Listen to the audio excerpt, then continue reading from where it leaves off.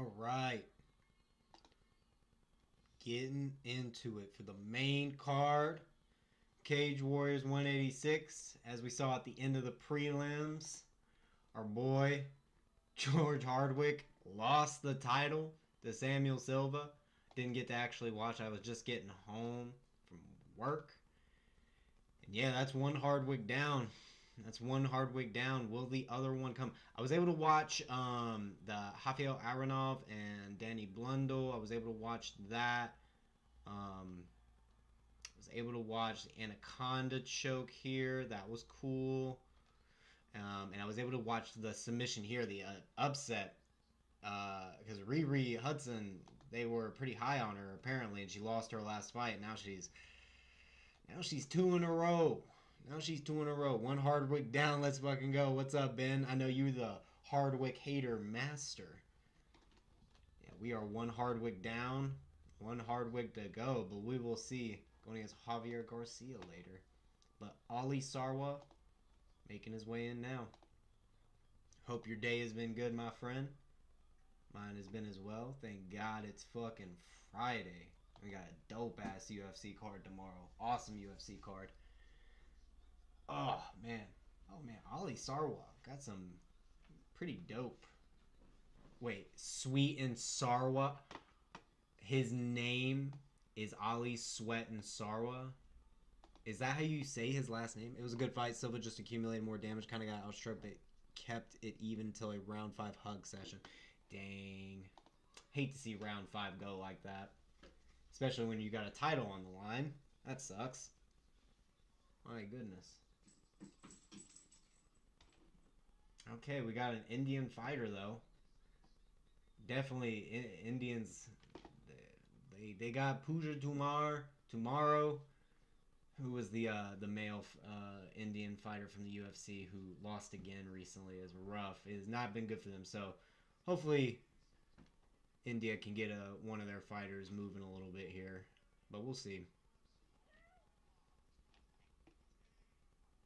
But we will see. I've never seen either of these fellas. They both fought in 2025, 3 weeks ago for Singh, and 6 months ago for Ollie. Never mind, not in 2025.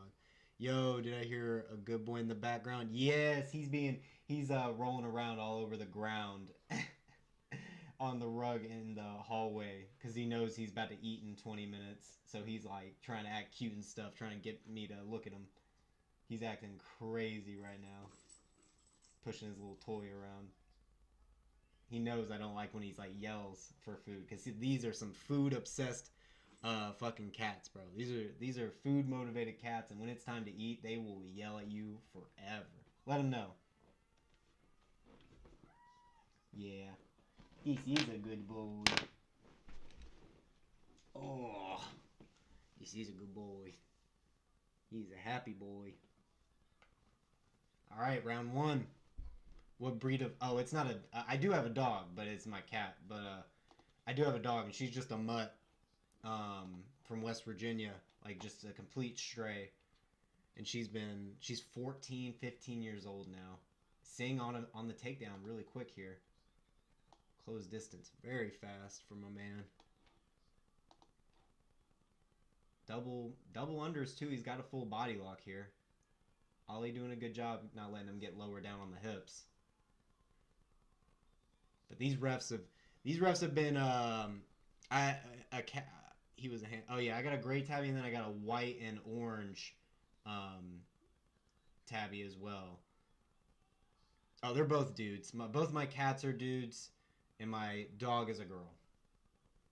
Got Sadie, Tulio, and Miguel. Tulio and Miguel from that movie, fucking Road to El Dorado.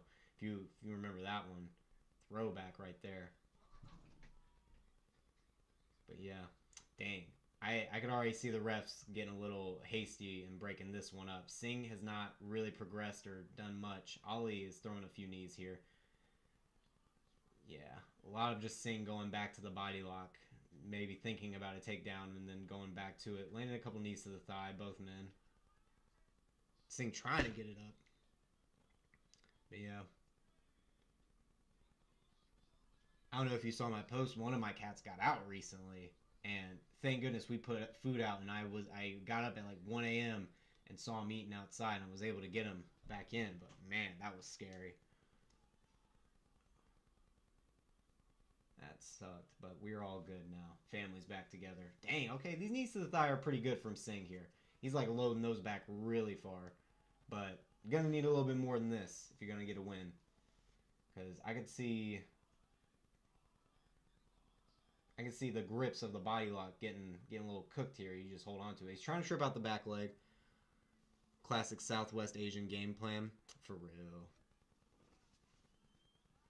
That's something I like about One, though. Whenever all the fighter, I mean, obviously the way One's business structure is, it's terrible. But in terms of the fighters they bring in, they bring in like fighters who aren't usually going to do that. I hate when pets get outside and they're like, "Yep, let me fucking disappear." Dude, for real. They act like they act like they got it. Like, it's no big deal. Okay. Oh shit, my little chat highlight thing isn't working. I need to reset it real quick. I'm not worried. It's not like Singh is going to be throwing any shots while I'm not looking. Okay, he threw a good jab there. Singh's got a good jab. Ollie trying to get his, but I think he's probably a little tentative now knowing that Singh wants to grapple. Oh, 1-2 landed by Sarwa there. And he lands one as they come back up from Singh's shot. 1-2 by Sarwa. Flying knee by Sarwa. All right. Good head movement and footwork by Sarwa, too. He's getting out of the way of all of Singh's shots. There we go.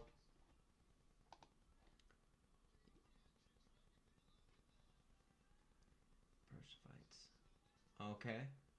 Yeah, back to the center of the cage. Sarwa, now he's starting to close in. A lot more confident now after he landed those few shots. And I don't think he fears the grappling of Singh that much anymore. Ooh, Singh misses a big overhand. They look kind of slow. All right, good inside leg, or outside leg kick, I should say, from Singh. Sarwa still being a little tentative, pushing forward, throwing out a little push kick to the leg. Getting out of the way of that jab from Singh. Sarwa just cutting off the cage, making Singh feeling like he's getting closed in. Big overhand from Singh lands, and he circles out. But he's not planning for any of these overhands. He's immediately on the retreat after he throws it, so it's not going to be a ton of power on these. Singh trying to bring him, like, to pull him into a shot, but Sarwa lands the 1-2 there. Nice 2. Then a 1-2. An uppercut. Knee up the middle by Sarwa. Ducks under that hook from Singh. Singh just gets knocked out completely. Catches a hook. Oh my golly! Sarwa ducking under the hooks. Dang, and immediately goes in the crowd, dude. They're having a fucking... That looks like a blast. They're having a party in that place. Yeah, Singh just got... He stood still, tried to throw hooks with his hands down. Sarwa was just ducking underneath, flowing with it, landed his own counter hooks. Singh was not bringing that head off the center line at all. Beautiful. Golly. Dang, he's moving on to 6-0 now. At bantamweight. That's okay. We got a no contest here. What was this? Accidental low blow. These are a lot. This is all finishes. He's got a 100% finish rate now. Well, he's been having a 100% finish rate, but he's got a 100% finish rate. Dang. Oof. Man, yeah. He was getting out of the way of all those shots that Singh was throwing. Lands the 2. Knee up the middle. Still has the clinch. Another knee. Ducks under the hook. Misses a hook. Throws a little uppercut there. Jab. Singh ducks under that straight. And then as he's coming back up, he's ready with that left hook. That was nice. Ooh, and the ground and pound on... The ground and pound low-key woke Singh up. That's crazy. The ground and pound low-key woke my dude up. Oh, man. Let me fix that a little bit. It's pointing up. I don't like that. There we go. Yeah, no, he straight up fucking woke him up with that ground and pound. That's crazy. Dang. Well, Singh was game. He was there ready to throw, but definitely wasn't prepared for that. I don't like that he like pretty much tried to stop. He pretty much stopped grappling. I mean, I wouldn't have been entertaining, but that's definitely what Singh needed to do. Oh, there's a dude, random dude with alopecia in the crowd.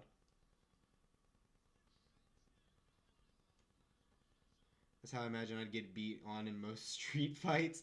Yeah, bro. Like I'm here to throw. I'll duck under maybe one or two, but I'm gonna throw back. But you're probably gonna catch me. Oh my god. Yeah, hopefully though the guys you meet in random street fights though don't got hands like that. I hope to God hopefully I never get into a street fight, but I hope to God if I'm in a street fight that they don't got hands like that. Oh God, that would suck. That would suck so bad. Anytime I'd see someone getting if I am in a fight and a fight starts and they immediately get into like a pretty good fight, not like a goofy ass fighting stance, like okay, you're one of your feet forward, one of your feet back, but they look goofy. But if it's like a good stance they got, I'm gonna be a little suspect about getting into that one. But we will see. Next we got Tariq Pell versus Ermil Xhaferi. Yeah, Tariq Pell. Just have the negative confidence to where everyone looks like they got hands when throwing on me. Everyone's got hands when they're throwing them at me. Oh my gosh. That's because I just take them on the chin. That's why everyone looks like they got hands. I'm gonna just cover up and leave openings just to get it over with. Yeah, just like hit me with a body shot and just get it over with. That way it's more chill, you know? At least it's just a shot to the body rather than brain damage. Right? Oh my goodness. But who do we got next? Tariq Pell. What is this? Is this like Cage Warrior Academy? Is that what this is? What is this? What's this belt? Oh yeah, so he won the Cage Warriors Academy circuit back in 2022. I know, it's so close to you getting food. Man, you are crazy. Your brother does not whine like this. Um, Also on a finish. Ooh, this is DQ actually from his opponent. What did he get DQ'd for? Oh, no, it doesn't say. Stop. Quit it. Must that if it's DQ, it must have been an intentional strike that was thrown. That's pretty crazy against a dude making his debut too. Crazy to get fucking DQ'd in your debut. I've watched maybe 160, 300 Twitter fights, and maybe 3 to 4 accidental body shots were thrown to about 1,000 to 2,000 headshots. That's so fucking true, though. Name me one time. I don't even know if you could hit the body 5 times in a street fight, you'd probably win. Yeah, because that if you hit them with good ones, like that's gonna gas them. Like shots to the body and shots to the legs, bro. They gas you more than you feel. Um, but man, now that you got me thinking about it, I'm literally trying to think to myself, how many street fights of people who obviously aren't trained have I seen them actually throw a shot that wasn't to the head? And like the only one I can think of is that one that everyone has seen of that those Mexican dudes. I'm assuming like they're Hispanic dudes in like a parking garage, and the one of the guys actually knows how to fight and is trained and lights the dude up with leg kicks, lights him up, and then slams him onto the concrete of the in the garage. And dude's knocked out. And he zooms in on his face, and dude looks like a straight cholo. He's like got the long sleeve like white shirt, takes it off with like the white beater on, and literally before he starts the fight, finishes his last bit of his cigs, and then gets absolutely obliterated by leg kicks. I don't think any body shots though. I still don't think there were any body shots though. It was just leg kicks, and then it was just leg kicks and a slam. That's the only time I haven't seen like a street fight, and it wasn't just headshots. I know, my boy. Should I go ahead and feed you while this guy's walking out? That way we save time and I don't miss anything. Sure, let's do that. I'm gonna feed them real quick, and then I'll be back before this final walk.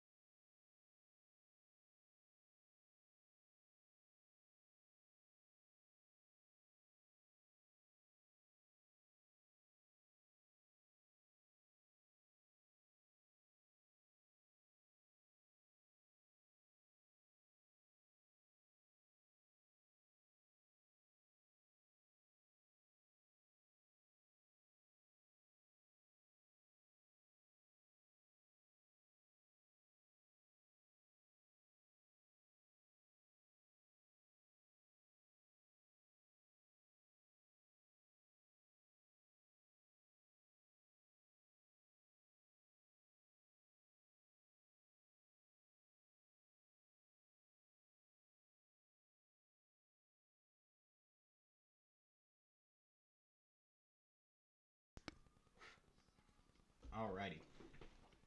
I saw a guy throw a kick on some back alley in the UK, and he did a full spin while spinning, got KO'd destructively. I think I've seen that clip. Oh wait, what? I got a weird message here about my, what is this? Audio streams current bit rate slower. What is this? That's saying it's fine. Fuck, I hate when it does that. It's like when I go silent for a bit, it starts giving me some weird message usually. Alright. Mark Goddard. Hey, buddy. Reffing our fight. Alright, here we go. First round.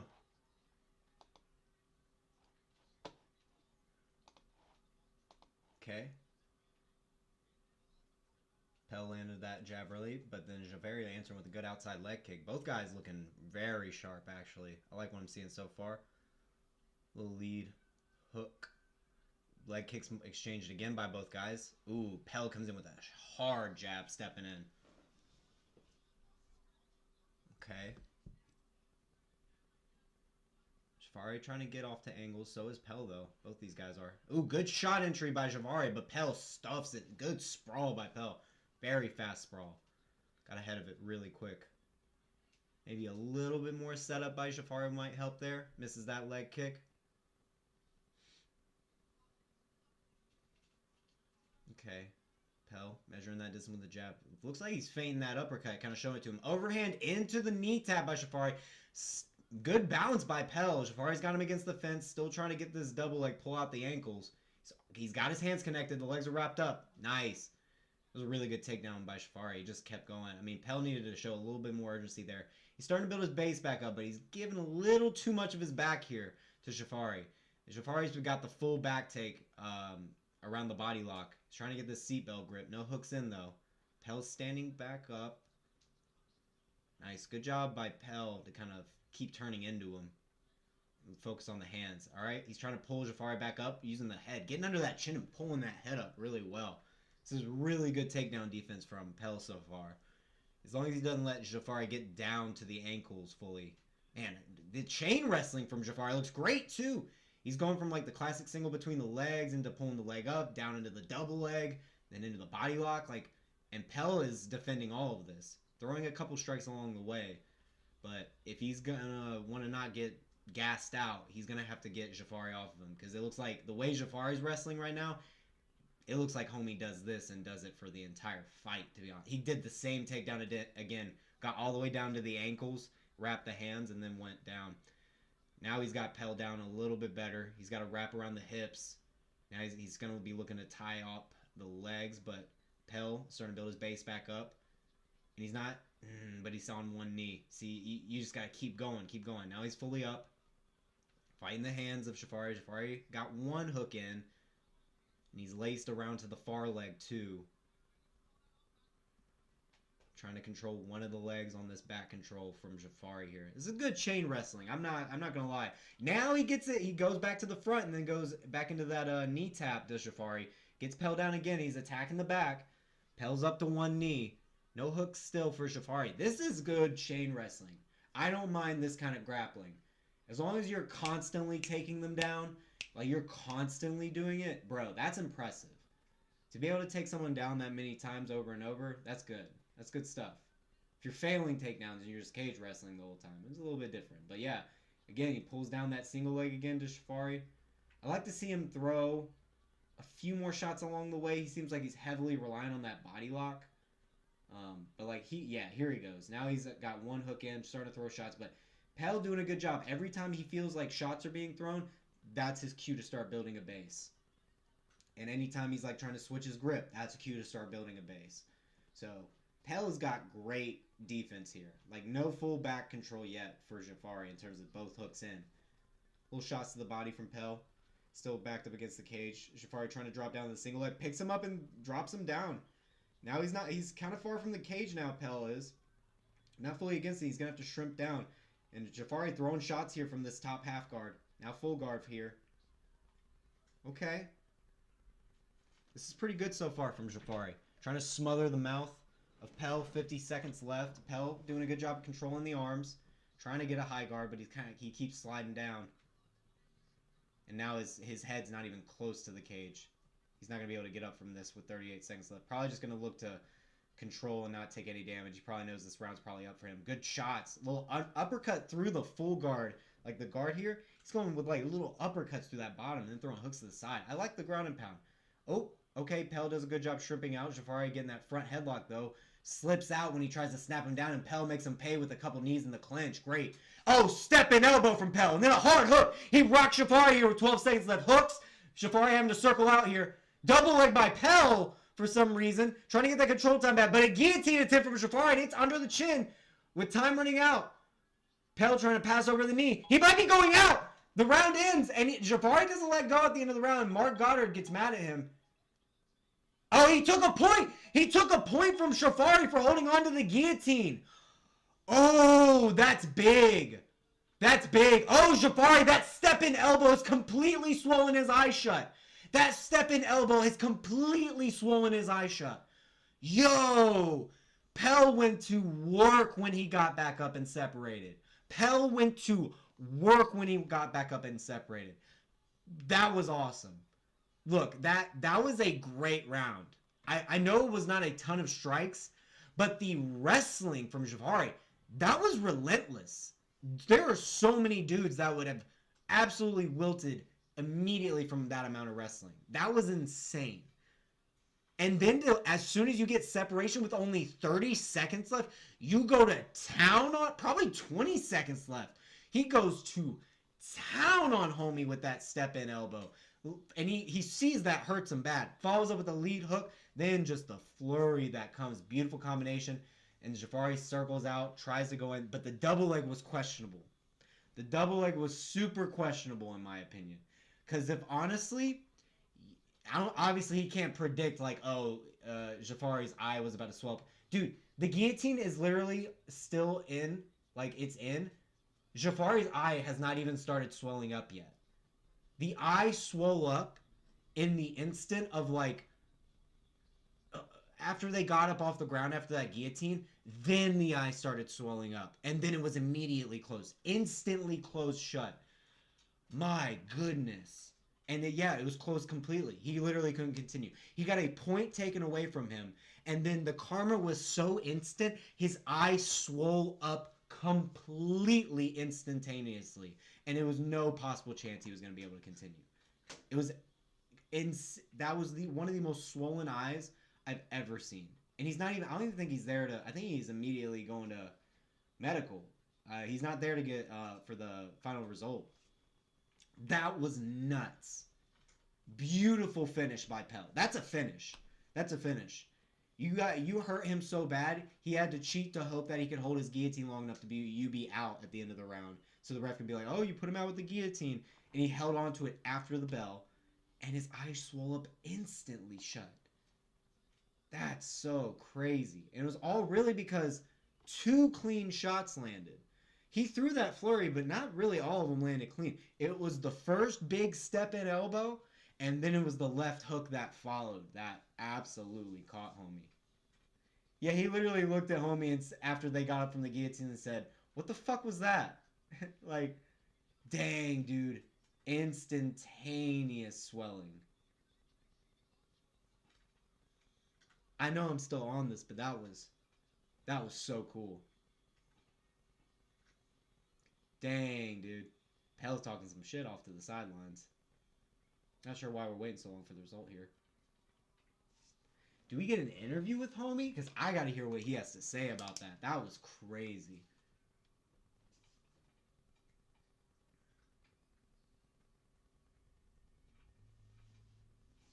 Wow, dude, what a dope, like, it's not a massive arena, but it's that would be such a cool event to go to. Like, that's just big enough to where there's no bad seat in the house. Every seat, you see what's happening. Like, that's so dope. I'd love to go to one of these events. Cage Warriors looks like one of the best shows you could go to. Yeah, dude. UK fighters are so cool.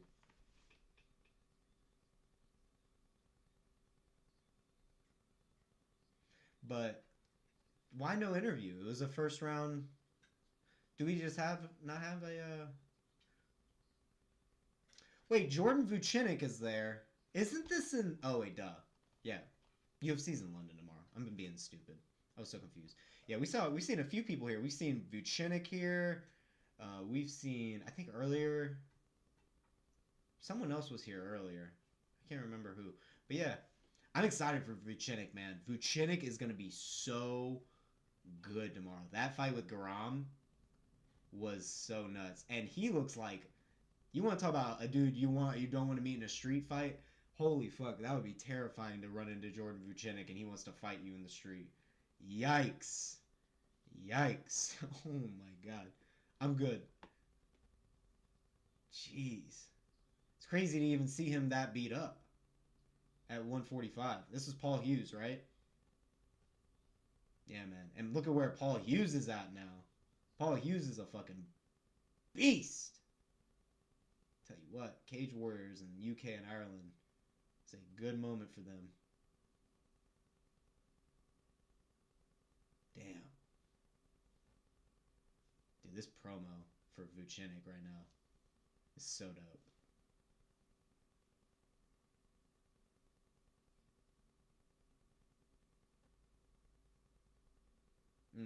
Man, nutty that we got Paul Hughes in PFL and we got Vucinic in the UFC. This is a fight down the line. They need to make. Someone needs to make that fight for the rematch. All right? Someone needs to make that fight in the rematch. Okay? Because they haven't even. What is Vucinic? He's still in his. I know Paul Hughes is still super young. I'm pretty sure. 29, man. He's already. Oh, that's why he's already in the UFC. My homie's already kind of hitting that prime stride. And he's higher up on the card than Garam, even though he just lost to him. Then Paul Hughes is 27. Yeah, give Paul Hughes like a couple more years, bro. Hopefully he beats Nurmagomedov. Golly, that would be such a dope rematch. Such a dope rematch. But let's see, who do we got up next? We got Charles Joyner versus Yannick Bahati. Ooh. Alright. Hey, he fights out of the UK, but it's one of your boys, Ben. One of your countrymen. Looking to represent. And it looks like he's going against a dude that... Oh, wait. Oh, split technical decision draw. Oh, man. That's crazy. Damn, so this is a rematch, huh? I didn't watch this one. Oh, this was semi-recent, too. Draw technical decision. Why is that so specific? Okay. Damn. I'm sorry, am I reading that right? Am I reading that correctly? I'm sorry, what? Ben, what the fuck did y'all feed this man as a baby in Australia? Talking about 6'8" at 205. What the fuck? 6'8"? And then Yannick is 79 inches of reach. Who are these people? What the hell? How does this motherfucker make 205 at 6'8"? That's I'm not, you know what? Height is crazy how much that weight that adds on you. This is going to be such a random ass observation, but I noticed when I was a kid and I was at the pool, the kids that were making the bigger splashes when they were hopping into the water, it wasn't the bigger, like, not to be mean, but it wasn't like the fat kids. It was the tall kids. And I was like, that always confused me because I was a little kid. I was like, huh. Because in cartoons and you would see someone exploding in, but yo, 6'8" at 205. This dude's 29 years old too. Well, thank goodness that was a draw. And keep this record looking good because the market for a 6'8" light heavyweight, come on now. Especially one from the UK, or fighting out of the UK from Australia. You can input that homie anywhere. I hope so though. Oh, they're playing on the Vucinic promo. They're playing highlights from the Kutateledze Vucinic fight. Golly, this fight was so damn good. Dude, Vucinic is such a complete fighter. It's so dope. Man, it's so crazy they gave him Garam off rip too. I mean, well deserved. I mean, you didn't want him to just fucking smoke someone. You want to give him a good fight because I mean, this is a high caliber dude right here. Uh, yeah. Vucinic took that loss well though, even though Garam had more damage on him. Because I think Vucinic won the first round, and Garam came out really good in the second round. Um, Man, he's got tattoos over his motherfucking cauliflower ear, over the bulge. Homie's got like mandala type shit on his ear. That's so fucking crazy. Oh my lord. But let me look and see if I notice any familiar opponents for either of these dudes. At 205, I don't really know though. Probably won't. Maybe though. I know a couple. J.P. Kruger. That's about it though. That's the only one I know. Hmm. Hmm. Dricus Duplessis. Dang. I mean, yeah, he was an EFC. So, damn. Okay. He's gone against the GOAT. What weight was this at? Middleweight. So this homie used to make middleweight, and he's going against a 6'8", fucking 205er. Yikes. He's got a 79-inch reach though. That's gonna be pretty helpful. Mm, yeah, I don't think I recognize anyone else here. Melvin Manoff, actually. I recognize that name. Yeah, yeah. Former Bellator guy, K1. Damn, he's fought some damn names, hasn't he? Crazy to have 9-7 record, but then you look at the names of the losses and you're like, oh, got it, my bad. But on the other side here, we got Charles Joyner, less experience, better rank, or better win-loss, but not the same level of names. Not the same level of names at all. At all. I wonder how their first fight went. I wonder what they looked like. Oh, now they got the interview for John Vucinic here. They got him on here. Dude, these mics look so weird. They're not like a bulb mic. They got like a cylinder. Let me not put cylinder shaped things in front of my face. But it's like a cylinder that looks like this. It's pointed into the mouth, and it's got a little flat thing on top of it to like block noise. Never seen that before.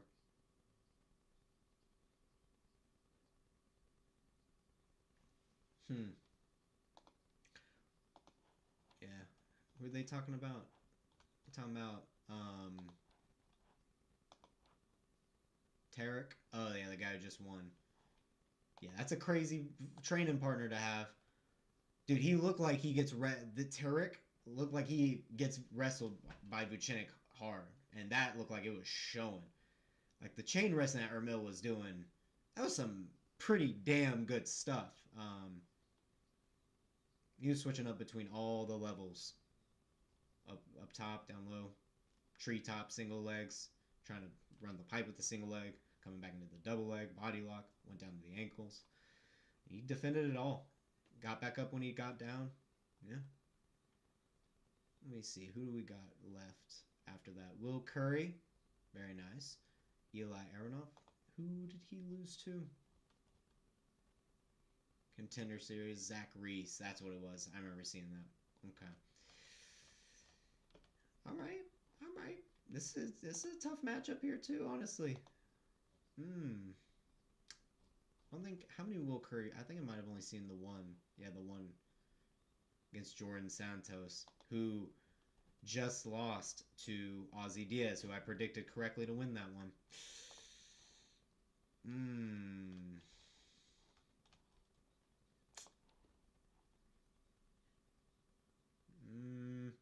I can see Eli Aronov having some really good takedown defense.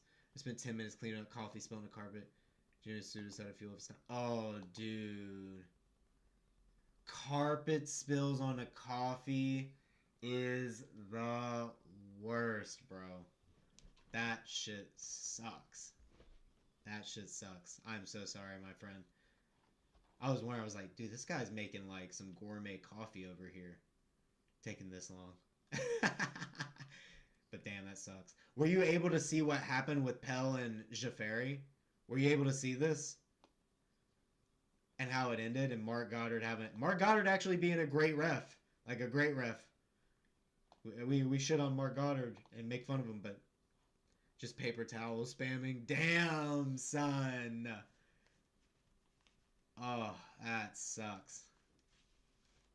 You know, got something to like suck it up. No, I missed it. If you can, go back and rewind to like the last 30. Just watch the last 45 seconds of the first round, dude. It's so nuts. Like, Xhaferi was putting on some crazy good chain wrestling. It was actually really good chain wrestling. And Tariq was defending it and getting up every time. And the moment he broke, bro, and they got separated, went to town and hit him with a step-in elbow. And went to town with the step-in elbow and the lead hook. It was insane, man.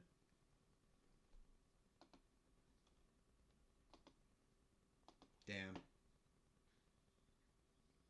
I've also had tragedies with coffee though, where I would just go to make it. I'm so excited to have it, and then it's just taken from me because of some dumb thing where my hand accidentally like brushed my hand just the wrong direction at the wrong angle, and it fucking spills everywhere. And I want to just scream and throw the mug through a wall. I swear I was gone. Nah, dude, you're gone for a minute. We went through that whole fight, the 5-round fight, and then like Vucinic has been on straight promo mode for like 10 minutes. And don't get me wrong, it's pretty dope promo. I rate Vucinic super high. I rate Vucinic so hard, bro. He's dope. Yeah, we're still on Vucinic promo since that fight ended, actually. And they took forever to get to the decision because of all the craziness that happened, I guess.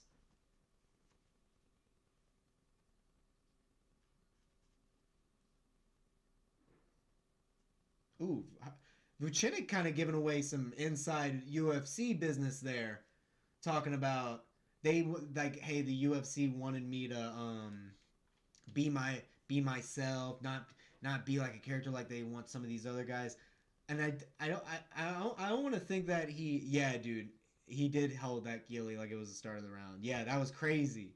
I couldn't believe he did that. That was so bad. That was really bad.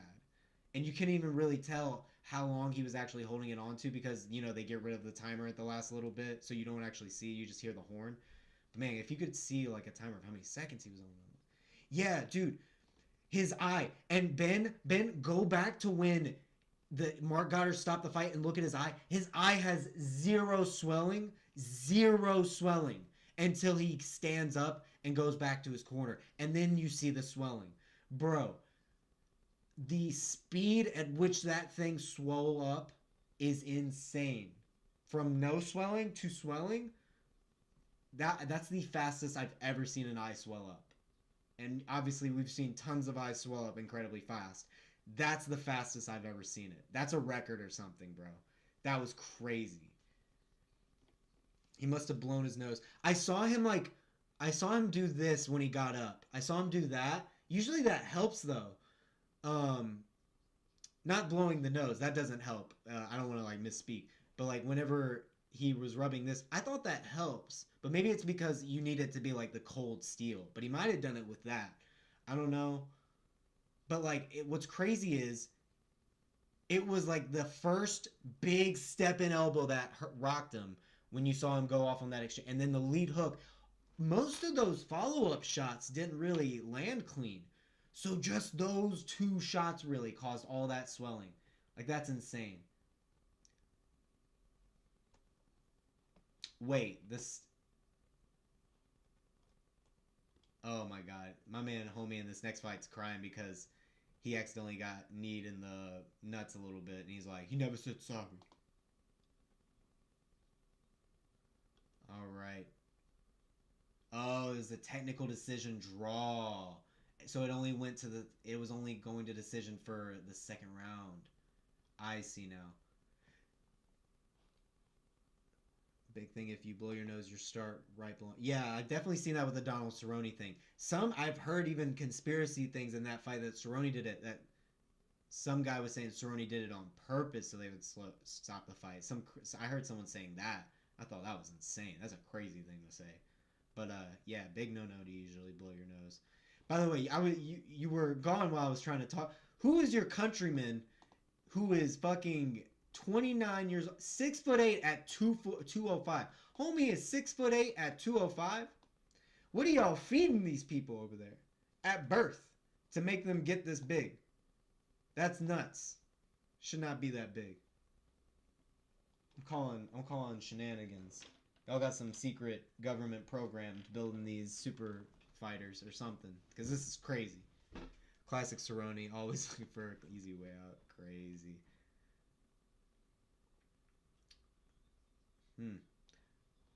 Bahati walking out now, getting all the love from the fans.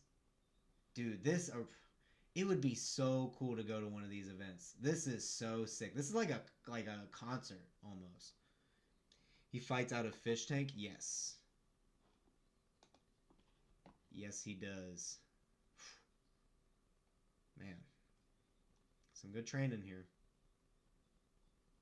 But yes, he does. Our boy Mick. Wait, I thought Mick... Does Mick have multiple gyms? I thought Mick was with Aspinall. Or is that the same gym and I'm just being...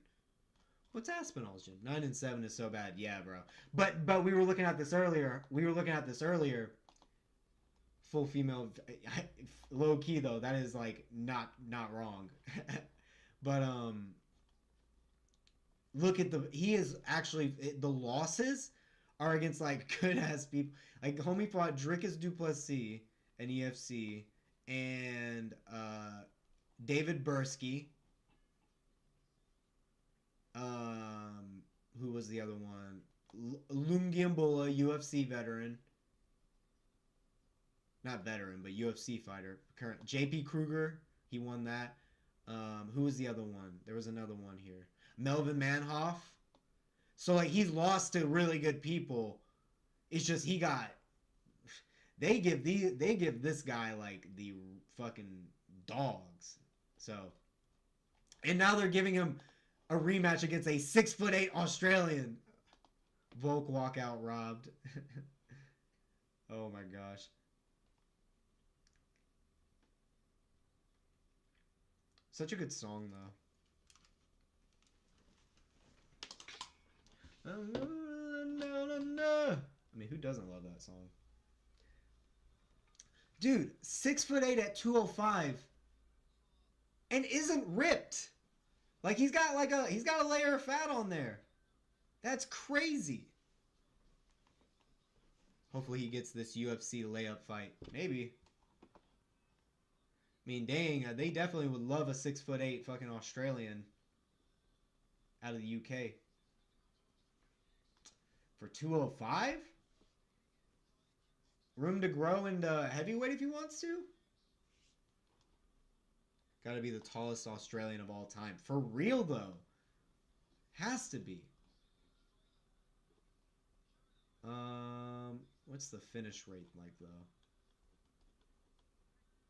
Knees to the body, punch, body kick. Okay. Let me see. Oh, wait. So, wait, what gym is Tom Aspinall out of? Am I crazy? The other tall Australian are directly from Sudan. Oh, they don't have his gym listed. So is that the gym, but they just don't have it listed here for Aspinall, or does he just train with his dad mostly? I'm confused. So does Tom train out of this gym? Confused. Maybe it's somewhere else and on some other website, and I just don't have it here. God, he's like a thick 205. How much weight does he cut? It's got to be some insane amount, right? dude, like 6 inches of height over homie. Like no wonder he dick kicked him so many times. He raises his foot up. He's already at his crotch. That's crazy. Yannick. I hate how the Cage Warrior announcer says names sometimes. He goes into like a hardcore raspiness at some points. Tom, what gym does Tom Aspinall train out of? It is Evolution Fitness, so it's not Team Aspinall, BJJ. Yeah, I guess that's just his dad's gym. Maybe, and then the other guys from that other gym come over and cross train. Yo, he's from Sydney. Same. Sorry how this announcer got a lazy ass fuck up. Oh, dude, for real. Dude, that's insane. Like, homie got lucky. Homie got lucky. Got a decent voice. Decent. Oh, wait, why am I putting these on? I'm just so used to putting them on. Alright. Here we go. First round. I'm predicting an early finish this time. Oh, straight into... Whoa! Bahati just... Whoa! Whoa! Whoa! What happened? I looked away! What the fuck? Dude, it was just a straight down the middle! What is his chin? What happened? Ref didn't even give him a chance? I need to see a replay. That's the fastest Cage Warriors knockout of all time, right? That's got to be the fastest Cage Warriors knockout of all time. What? What are we doing here? What? I agree. What the actual fuck? That's crazy. What?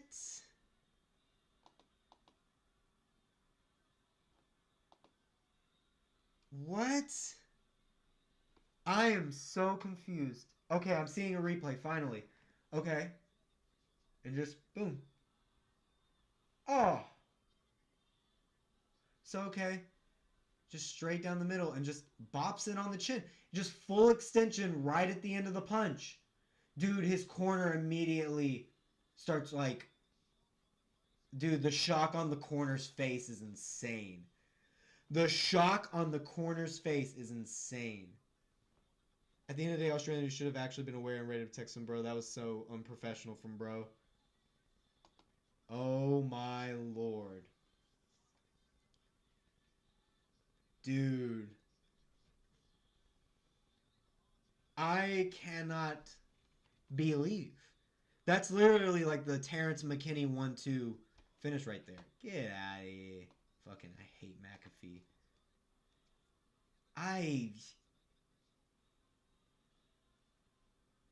Dude, I'm so confused. He looks so weird. Does he even know where he's at right now? Bro, put your hands up and get into rhythm. Like, what the fuck, standing there all nonchalant. Yeah, no, I agree. Homie did just stand in front of him. That's crazy, bro. Dude, he wants to get on his knees and show respect. He's like, bro, I'm not getting on my knees. You knocked me out in like 1 second. The way he fell is so memey. 100%, bro. He kept the same face. Like, his face was the same from the start of the fight to the end of the fight. Just that same blank look he still had at the end when his hand was getting raised. That was crazy. Okay. Welp. Don't know what's happening with that guy's career. End of the day, hilarious knockout. Oh my god. It was hilarious. My god. No. What? I'm so...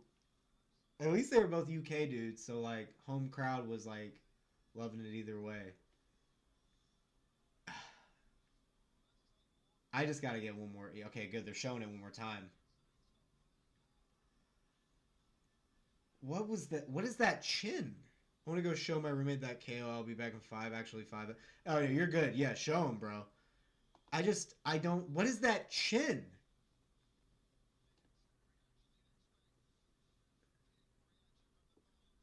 Homie, you are 6'8". He had to throw. He has to throw his punches literally up at you. He has to punch up at you. What is that chin? And why isn't it tucked? Not even you didn't even lean back? Oh my gosh, I cannot believe what we just saw. How fast is it? How fast are they saying it is on Tapology? Or what are they saying? 4 seconds. 4 seconds. Oh, are they showing this insane comeback from oh man, what was this? 180. What Cage Warriors was this? It was light heavyweight championship fight. Yeah, this was nuts. It was an insane comeback, I'm pretty sure. Forgot who that was. But yeah, 4 seconds. I'm shook. I'm actually just I'm shaken up. Whew. 4 seconds. How? All right. Will Drago Currie up next. That doesn't really fit well with your name. I mean, obviously that's James Webb. That's his name. I mean, obviously Drago's always going to sound cool, but it doesn't really flow well with Will Currie. Eli the Israeli Tank Aronov. Okay. Meh. These nicknames are meh. That's what I'm giving them. This should be a great matchup, though. Great matchup. I think Eli's going to have great takedown defense. Will, I think he's going to probably try to go for those. Go for the grappling. Yeah. So we'll see. We'll see. Nick Bagley. Can you is that Keweny? I don't know actually how to say that. My man is on a pretty good streak here. 5'8", 5'9", 71-inch reach on the Lopes side. How do we not have reach stats? This guy's a Cage Warrior fucking vet at this point. How do we not got stats? Come on now. Harry Hardwick. Man, I wonder how Hardwick Harry's feeling in the back knowing his brother lost. That's got to be weird. Being all the brothers who fight on the same cards, I wouldn't want to really do that. That would mess with that just has too much of a chance of messing with you mentally. You know what I'm saying? Cuz I'm sure a lot of the style has to overlap, right? I mean, I don't know. That would mentally probably affect me a bit if I saw my brother get fucked up. And he wasn't even supposed to be on this card. He was going to be on a previous card and had to move. So, you know. Oh wait, so I mean, I wonder how that weight cut went then. Since he was probably on his way to cutting the first time, then I had to adjust. It's rough.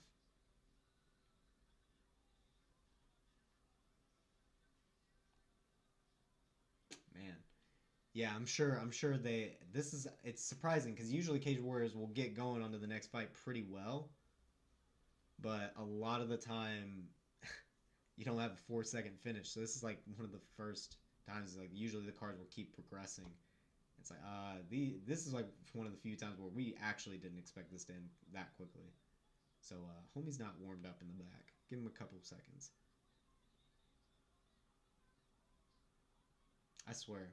Something I do like about Cage Warriors though on UFC Fight Pass is like instead of getting commercials in between, I'm literally just getting replays of like all of their dopest fights that's happened recently, which is always nice. Just watching some crazy finishes and just insane back and forth between the fights. Keep up that adrenaline. Oof. Let me look at oh, I haven't even done a poll for this one yet. Let me go ahead and get one going for UFC London. Let me see. Who do we want to highlight for UFC in terms of our poll. Ooh, I want to do Kevin Holland, Gunnar Nelson first. That's the one I'm most curious about. Because Kevin Holland still has a chance to turn his career around. He really does. And regardless of the result, I'm dropping my Kevin Holland Joaquin Buckley video following this fight. Because man, the careers, they've gone so similarly yet so different. You know what I'm saying? Both guys have so many things that overlap in terms of how their careers progressed from middleweight to welterweight, and then where Joaquin stays at welterweight when Kevin Holland kind of fucks around just going for that paycheck. So I think Kevin Holland, Gunnar Nelson will be a good first poll for us to start off on. Oh yeah, it's a replay, Ben. They're just playing old fights in between. Nah, they're just replaying. But yeah.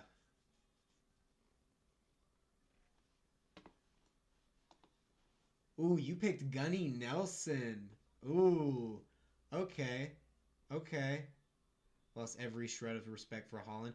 You know what? That's completely fair, my man. That's completely fair.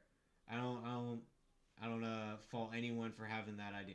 I choose to keep hope in him because I've seen what he can do, and if he just put more just all of his focus into welterweight, he could be a top 10 guy. He could have beat Stephen Thompson if he didn't do the stupid ass no going to the ground shit. Like he could have beat him, but that was one of the best versions of Wonder Boy we'd seen in that Kevin Holland fight. That was insane. I couldn't believe that. But man, I at least like that Kevin acknowledged that he was shit in his last fight. I bet him in 4 fights straight at big bucks. He just fucking throws fights. 100%. 100%. 100%. I feel you on that. Because I like picking Kevin. Because he has all the skills and ability to win, but none of the application. It's like, fuck, man. So, yeah, we'll do that for our poll. See how we get as people come through maybe for the last few fights. We'll see what people feel. I feel like, actually, I'm curious into what does Tapology actually think? Oh, wow. They have it slightly edged toward Nelson by submission. Damn, son. They think Kevin Holland's going to get finished by submission to a welterweight. Oh, fuck. That's got to be... Dude, that's got to feel a certain type of way. Has Kevin Holland been submitted by a welterweight yet? I don't even think he's been submitted by a welterweight. Hamzat's not a welterweight. Okay, at least Holland has never been submitted by a welterweight. So, there's that. Yeah, that's interesting. That's super interesting. I don't know. Gunnar Nelson's a cool fighter, though. I like him. So if he wins, I'm not going to be feeling any sort of way about it. That Vettori Holland fight should have been the writing on the walls. Yeah, to like, okay, bro, go to fucking welterweight. The Thiago Santos fight should have been the writing on the wall. Way back, like on his second fight into the UFC, first fight into the UFC after a Contender Series. The Thiago Santos fight should have been a signal, but he went on this crazy run here. Well, not crazy run. 3 fights, then Brendan Allen. Then this is the big run here, the 2020 run. So that built his confidence up for middleweight, even though he was fighting some welterweights along the way. Santos' fight was lit, though. It was, though. It was a crazy fight. But yeah, homie needs to hopefully just focus on welterweight. I'm probably like, it's like 50, maybe 40% chance though that he turns it around. And when I say turn it around to me for Kevin Holland at this point, I would be like, Kevin Holland had a good career. If he ends his career like in top 10, top 5 at welterweight, that'd be like a turnaround. for me. It's like, damn, that's pretty awesome you got that far. Especially since he's already 32. When he beat Suzanne Buckley, I thought he was going to be the next Adesanya. Dude, for real. That 2020 run that was something special. And then what was it that stopped it? Was it Khamzat that actually is the one that ended it? No. It was Brunson. Yeah. Brunson, Vettori. The back-to-back. The back-and-back smotherers. In looking back on it, though, I mean, obviously, this is about the best fighting the best. Should you have matched up... if you really wanted to build up Kevin Holland, is this the matchups you give him? Were they hoping that they just chin Marvin Vettori? They didn't know Marvin Vettori had, like, the chin of all chins, that he had the god chin that can't be finished by knockout. So that they fucked up here because they just didn't have the intel at the time. And then when Homie went to welterweight, got the wins here against, like, guys he should be beating. But then you give him Khamzat Chimaev, and he was supposed to fight, like, Ling Jing Liang, I'm pretty sure, right? Let me go back to this card. Yeah, Brunson, I mean, kind of expected that, but when Vettori did the same thing, I should have fucking known. This brother doesn't say no to fights. I think that's why they get made. Yeah, that's a good point. I'm just wondering, because, like, the UFC, I feel, especially for ranked fighters, they probably have a certain person in mind that they want to win. I'm feeling that for, like, most of the time. Like, that's how they feel. So I'm, like, wondering, like, in that fight, who did they want to win? Was it D-Rod? Yeah, wait, that's why I came over here. What was the... Oh, yeah, no, Tony was supposed to fight Ling Jing Liang at welterweight. And then Kevin Holland was supposed to fight D-Rod. Like, damn, bro, like, this fight should have happened. Like, this was the path for Kevin Holland to have a real welterweight run. And it was at 180. But that was because D-Rod, I think, was the one that couldn't meet the weight. Like, D-Rod was the one having the weight troubles. So, like, Kevin Holland could have, like, really made that 170 run. But he got fucked up by this card, honestly. I think this really fucked up Kevin's mindset. I think it really did. I don't think this helped. Like, can you really blame Kevin for this one? Like, can you blame him for this one? Look at all my ball and all. Yeah, for real. You did call that. That was really good. You did call that really well. Man, dude. Like, this was so fucked. Like, the fact they made Khamzat Chimaev versus Nate Diaz was so fucked, bro. What were you doing? That was such a stupid matchup. And then we had to, like, pay $80 for this. We had to pay $80 for Nate Diaz, Tony Ferguson, which, don't get me wrong, I like these guys. I don't mind giving money to them. But this is like a feature fight with, like, a actual real main event with substance at the top. So, yeah, dude. Okay, I'm glad you're with me. This card pissed me off a lot, too. Like, we went out to a bar and it was the saddest fucking day. When we left when Diaz started emoting in the ring. Dude, for real. So bad. Like, the way that Nate Diaz was getting his leg absolutely obliterated by Tony Ferguson with leg kicks. I'm like, bro, Nate Diaz is so beyond washed. It's incredible. Like, it's so nuts.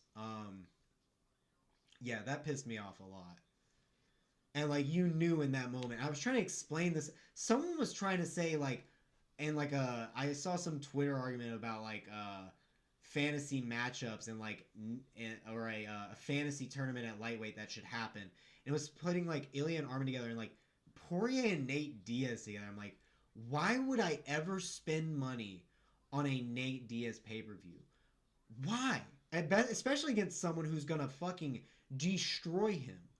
Like, Poirier would destroy Nate Diaz at this point of his career. I mean, Jesus Christ, we saw Poirier against Islam. He put up a really good fucking fight. Yeah, dude, the fact that Leon Edwards, like, he just fell asleep at the end of that 5th round, in all honesty. He fell asleep. Let's be real. Because that fight was just boring as fuck.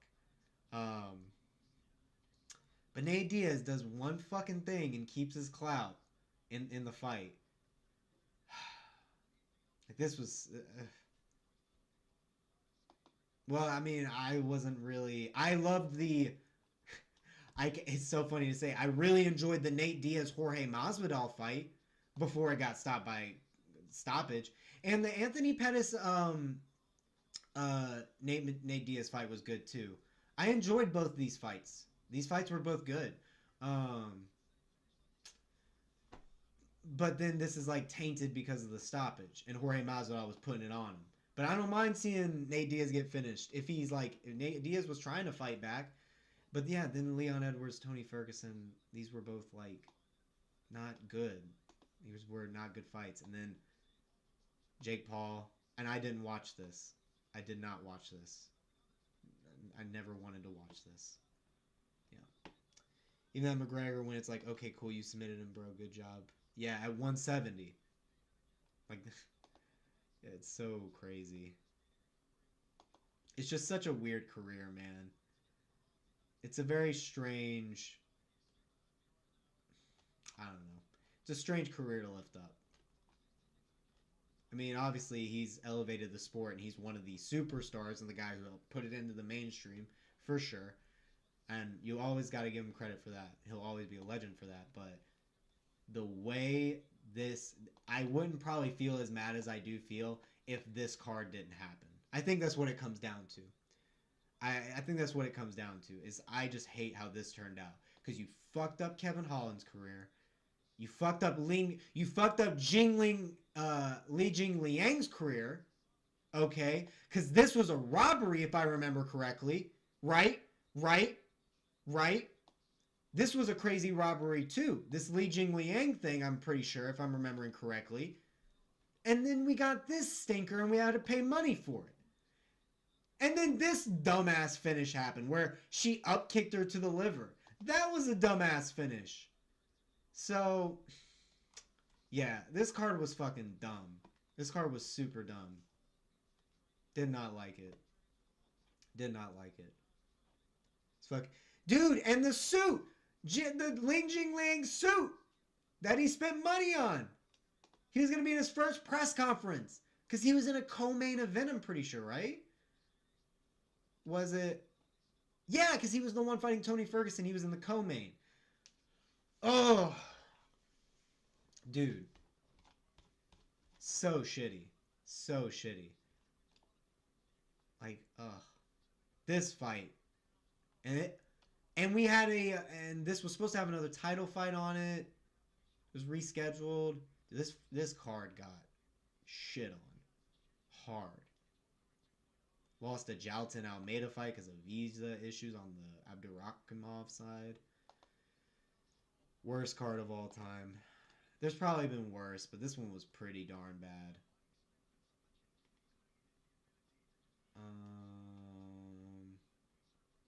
Yeah, like, dude. Oh, but wait, we did get the... Wait, hold on. You can't say that, though. You can't say that. We did get the Chris Barnett spinning heel kick KO, though. We did get the spinning heel kick KO from Chris Barnett. We can't completely write this card off. All right, that was pretty darn cool. And this is when we thought Jailton Almeida was still a force. But yeah, having Jamie Pickett, Juliana Rosa is like at the top of the prelims. Meh. Jailton Almeida on the undercard was pretty cool. And then the Chris Barnett knockout was cool. But that's all I'm giving it. That's all I'm giving you. Damn. Still all the way to Gunnar Nelson for the poll, huh? It's only just the one vote right now. But it'll probably stay like that. Chill day today. But I'm excited for UFC in London tomorrow. There might even be... And there's LFA later that night. So we might be partying all day. Tony Ferguson, Nate Diaz, and Johnny Walker, and Chimaev on a card. No way they thought it was a good idea. Oh my god.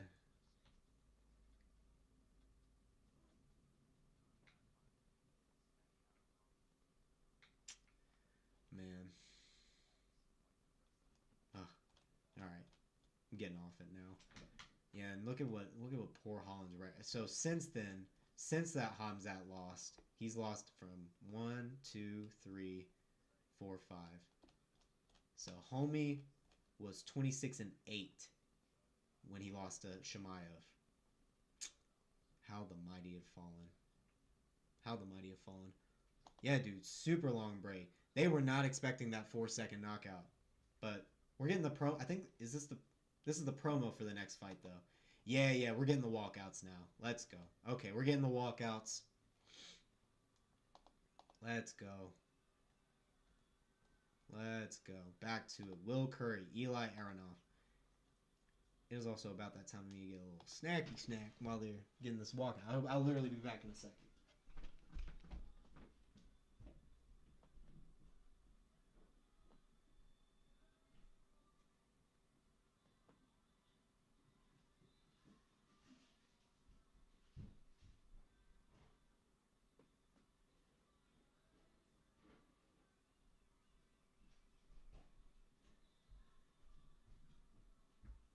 Alrighty. Get back to some action. TikTok ass on. Yeah, I don't fucking have TikTok, bro. That shit's scary. As TikTok as fuck. Super. Me and the devil. Oh my god, I didn't realize you were fucking singing along over here while I was gone. Jesus. Alrighty. Younger brother of Cage War. Oh, I didn't realize he had his brother in here too. Has served in. Why is the purpose of saying has served in the Israeli armed forces? All of their citizens serve in the Israeli armed forces. They all have to. Why? That's not a stat. So fucking silly.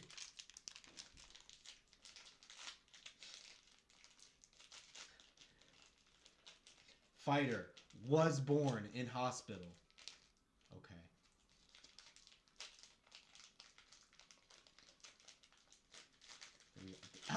Whoa, what the fuck was that? I saw they were getting themselves hyped up, and you know how usually in the corner, coaches will like start slapping their fighter, look him up. My boy slapped his coach and got him hyped.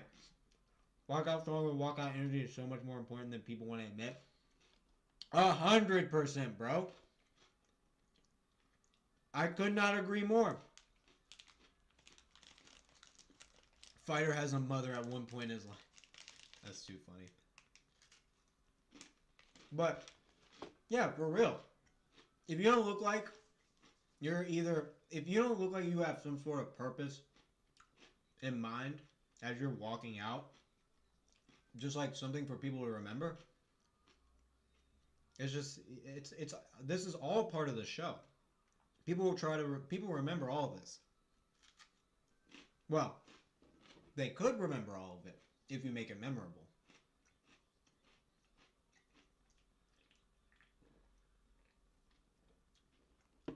Oh. I wonder, because he's Israeli, I wonder if he's Jewish, though.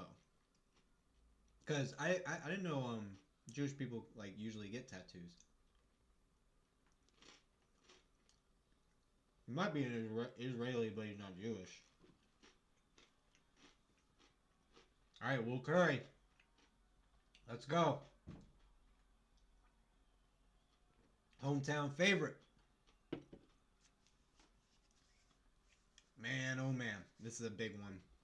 It's a big one here. Will Currie gets a win here over a guy who's been through the... I think they both just got off the Contender Series. Will Currie, I think, lost to Jordan Santos, right? So, but we just saw Jordan Santos get beat by Ozzy Diaz, which, you know, we predicted that. We predicted Ozzy Diaz would win, but,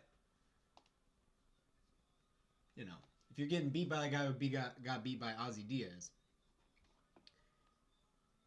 literally can get you fans even if you look like Chris Barnett. Yeah, dude, because Chris Barnett has a great walkout. He's doing a little chubby shuffle, and it's awesome. I love it. That's why people love Chris Barnett. Imagine having to come back to an organization you tried to leave. Ugh, dude, yeah, for real. Like, what if I think when Michael Chandler came over to Bellator, and he went to Scott Coker to ask. Scott Coker gave him like a good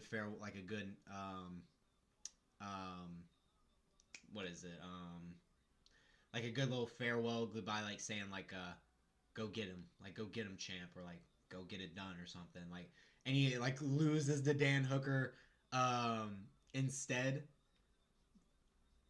That would be great. I don't think he's actually Jewish, Ben. He's got like prayer hands on his chant, and it says thankful above it. I think he might be a Christian Israeli, so I don't think he's actually even Jewish. He might not be. It's a rare breed right there, if he is.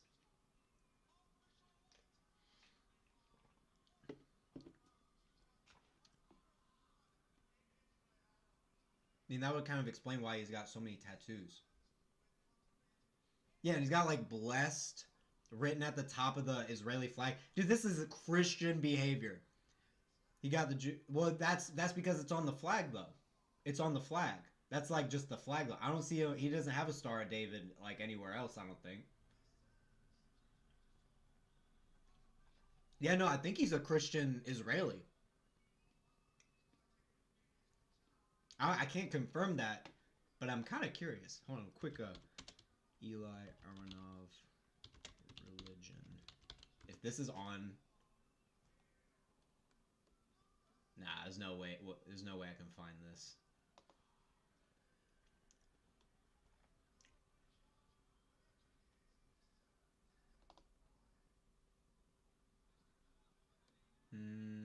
I have his bio, so maybe I'll be able to find it. But the fight's about to start. I'll get it next. All right, here we go. Round one. Will Currie keeping distance early. Head kick early by Will Currie, barely misses. Ooh, Aronov stepping in with a good flurry with 1-2s. Aronov looking a little bit smaller than Currie. Ooh, Aronov coming in with some dangerous flurries with his not his hands up. Oh, good straight there, coming off the angle there from Aronov though. The southpaw orthodox might help him if that's the strategy, honestly. Will Currie keeping his rear hand nice and high up though.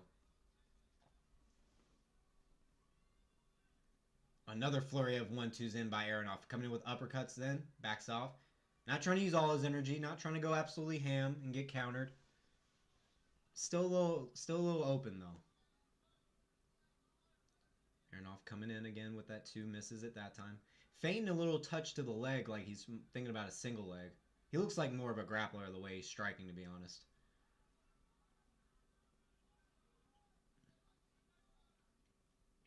Yep. Well, now Aronov feinting.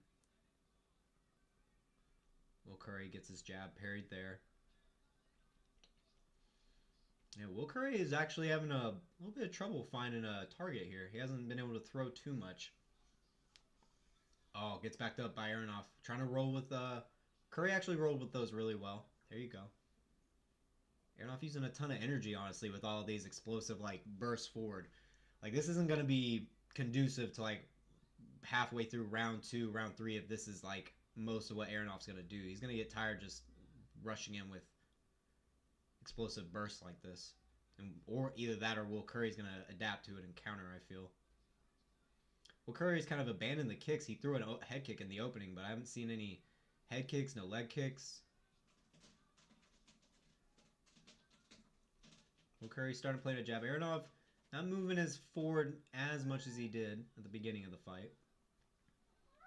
Don't yell. Well, that's rude. These guys aren't fighting that bad. They're doing pretty well. Oh, okay. Good job from Aronov to switch up targets there. Got Curry's nose bleeding a bit. Oh, good straight from Aronov. Caught him clean. Inside leg kick from Aronov. Yeah, Aronov is just kind of getting away with it. He's got way shorter reach and height than Currie. But he's able to just get in and out, honestly, without any punishment at all. Good hard straight two from Aronov as he comes in. Both men exchange leg kicks. Nice. Okay, Currie caught him with a little hook there when Aronov threw a naked kick.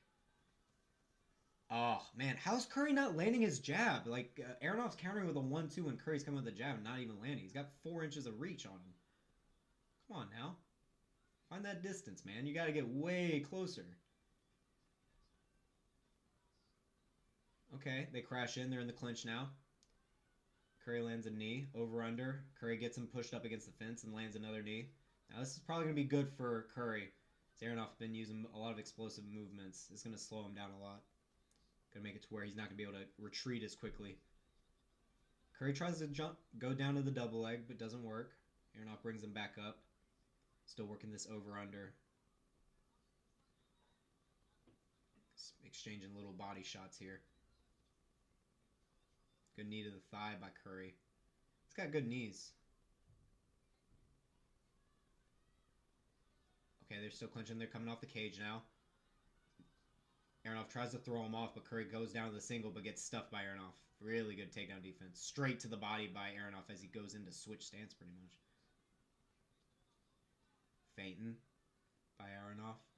Trying to draw out something from Currie so he can counter. Ooh, both men exchange lead hook. Aronov looking like he's already slowed down a little bit, but he's still throwing really well. Not as much speed, but he's still throwing the same volume. Oh, hard straight by both dudes. They crash into the clinch. Oh, nice trip attempt by Aronov, but Currie gets back up, pushes Aronov up against the fence in the over-under. This is good. This is a good fight. Both men exchanging knees. Currie tried to get a knee up there to the head. Pretty even match, but sloppy shots. Yeah, Aronov, it's like Curry's trying to keep his stuff clean, but Aronov is just like sloppy and like getting into a dogfight. But then he's what's keeping him safe though is like that retreat back out. Like he's coming off to an angle where he's coming back out. The love handle. Yeah, Aronov. I don't even remember Aronov having love handles, bro. I did not remember that. I think he was a little more lean in his yeah, he's way more lean in his Tapology picture. I feel like when I saw him on Contender Series, too, he was like this lean. Or am I misremembering? But yeah, I don't know where all that extra weight came from. Definitely an Aronov round, though. Currie, is his reach just shorter than what it actually is? It doesn't look like it. I mean, he should be landing.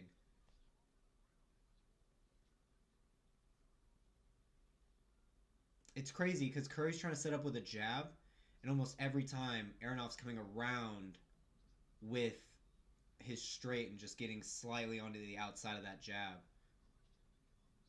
Just getting to the shot quicker. And it's like if you're in this southpaw orthodox situation, you need to be throwing more of your power shots. It's going to be open more so often. Photoshop profile pic. For real, bro. Oh my gosh, he got the touch up on the Tapology picture. That would be crazy. All right, round 2.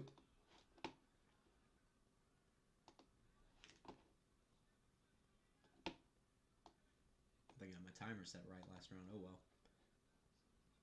All right, Currie staying in the center of the cage. Aronov circling around to the outside leg side. Head kick by Currie gets blocked. Then a hard lead hook by Currie though. Looking a lot more switched on this time. I'm liking him opening up with the kick again. Hopefully he keeps that up. Keep Aronov bringing his guard up. If you ooh, good outside leg kick from Aronov when he feinted the straight. Like you keep Currie, or you keep Aronov blocking with a head kick. Hard left hook counter from Currie, and then a front kick up the middle. You're gonna keep Aronov from throwing those flurries. Like he's gonna have to keep coming up, and eventually you're gonna land a hard shot to the body. Step in straight lead hook from Currie, drops down to the double leg. Aronov sprawls really well and bears a heavy overhook. Comes back up against the cage though. Curry's got him on this one. He much earlier in the round now too, so he can rack up a bit more points here. Dang, bro. I hate seeing Currie kind of not struggle, but it being like this competitive over a guy who's really not that clean of a striker, and you're grappling him. So it's just a little strange to me. Double underhooks for Currie after he failed the takedown. Pushes Aronov against the fence again. Good knee by Currie there. All right, they break. Aronov back to the center. Lands a straight. Then a straight to the body. Tried to land a lead hook up top. Currie saw that one. 1-2 by Aronov lands. Currie, you better not be getting tired, homie. Body kick by Currie. That one landed clean. He needs to throw more of those as the southpaw. Good double leg. He actually gets Aronov down that time. Aronov might be wilting a little here. This pace is starting to get to him. All those explosions in the first round from Aronov, getting those flurries. Starting to pay for those here.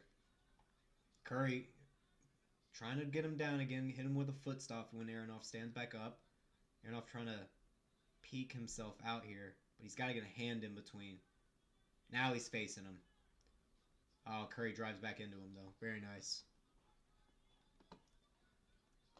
Currie chain wrestling merchant tonight. Not even chain wrestling, though, right?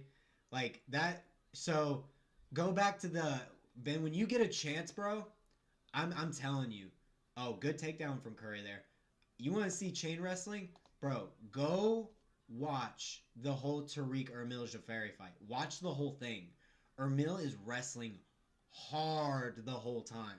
And this guy was chain wrestling like a champ. And so the fact that Tariq came back and finished him, bro. Well, not came back, but like finished him. It was insane. You gotta check that out when you get a chance, because that was actually a nutty amount of takedown defense. But yeah, Curry's still riding him here in this position. One knee up from Aronov. All right, Aronov getting up to a leg. One hook in for Currie. Nope, he gets it out. Now they're back chest to chest against the cage. Over-under from Aronov. He tries to turn off. Doesn't work.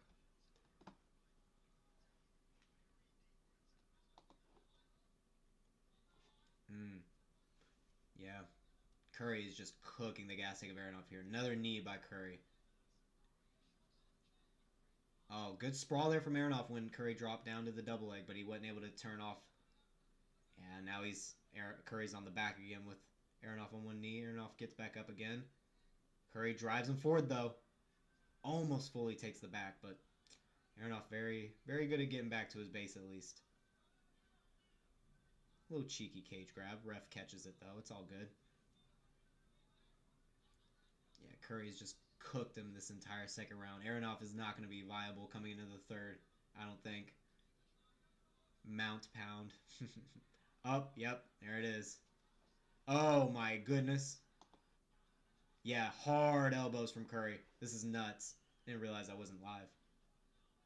Yeah, 15 seconds left in the round here. Oh, goodness gracious. Nice. This was good damage to land at the very end. Excellent damage to land at the very end. No way Aronov's viable going into the next round. Woo, Currie! Currie giving him that mean look when he was getting up from mountain, dog. Yo, Aronov, you need to stand up, bro. You gotta be able to walk back to your corner, homie. Dang. Wonder if that corner... No way corner stops the fight, right? No way the corner stops it. I mean, I'm surprised it wasn't a stoppage. The way the amount of time that homie took to get up. Man. Yeah, he's heavy breathing in the corner. And Currie was looking good walking back to his. I will say, good cardio from Currie. I feel like, man, he looks sharp. It's just he backs up a lot when he gets pressed on the feet. Will Currie does, but obviously he has good grappling, good ground and pound. I wonder how good his ankles are. His shit's wrapped up a lot. All right, third round.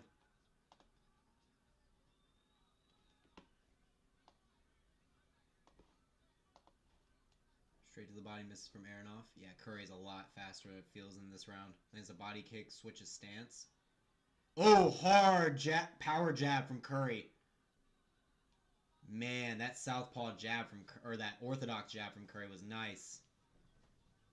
Oh, Aronov was there on the takedown, going under the lead hook of Currie. Aronov turning it out of nowhere. Currie threatening the guillotine. Aronov has to break. Ever since Ortega's corner helped him get up after round 3 Volk, I've seen several pros. Yeah, dude, that's like they don't care about that rule anymore. They don't care anymore. I thought that was a whole ass rule, and then it's just, I guess it's just not anymore. All right, body kick by Currie. Yeah, Aronov is like super tired right now. Still throwing though.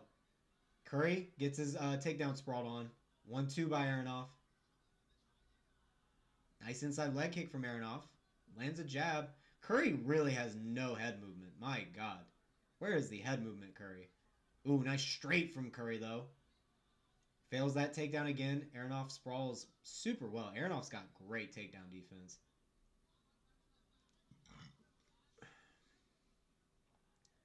Aronov trying to turn off the fence. Currie not letting him. Yeah, for real. Aronov is definitely throwing, though. Oh, he actually turns it on Currie. This isn't good. Currie cannot let this round slip away because Aronov definitely got the first one. This is 1-1 still. This is absolutely still 1-1. Like, Currie still has to win this round. Ooh, Aronov landed in some good shots to the body now. Currie pushes him off. Turns him off the cage with the double unders. Very nice. Tries to shoot to the back. Aronov does a great job with the overhooks. Turns into him. Doesn't let his back get taken.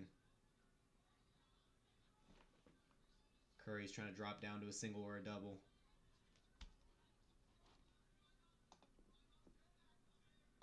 Ooh, Currie trips out the leg.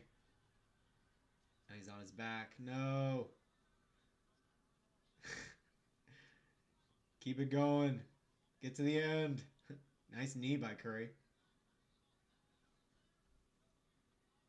Uh-oh. Okay. Aronov digs an underhook. Now they're back in the over-under. Aronov looks like he's barely keeping himself up in terms of how tired he is. The way his head is just bobbing around, looking how tired. Fight too competitive to be fun.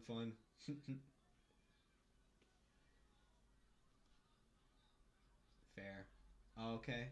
Yeah, Aronov's just too tired, honestly. Dude, this is insane. Yeah, he's cooked at the end of this. He's trying to get up again.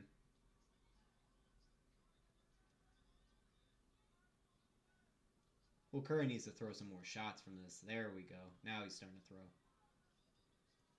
Yeah, he's got Aronov really well down on a knee here. One hook in. And Aronov kind of gave up his full part of his back here. Yeah, Currie isn't that exciting. I agree. When he gets in mount and he's ground and pounding, I mean, that's cool. But along the way, he's not doing a lot of ground and pound along the way in these positions. In terms of jiu-jitsu, I mean, it's good jiu-jitsu, but he's not that great on the feet. He throws a head kick at the beginning of each round, but then that's the only head kick you see for the rest of the round. It's like, homie, that's a really good tool. You need to keep using that, especially since you're a southpaw. But it looks like he has a really good one. And he's 6'3" at 185. Not bad. I want to see 10 more fights that ended like the last one. So you would get 40 seconds total of fighting. That's what that would be. You would just get 40 seconds of fighting in 10 fights. Oh wait, the last one was the 4-second finish, right? Yeah, it was. Okay. Just want to make sure I remember correctly. Dang. He's still ground and pounding out though. Aronov is just continuing to move though. Ref's letting him take this damage. But I mean, he's fighting back.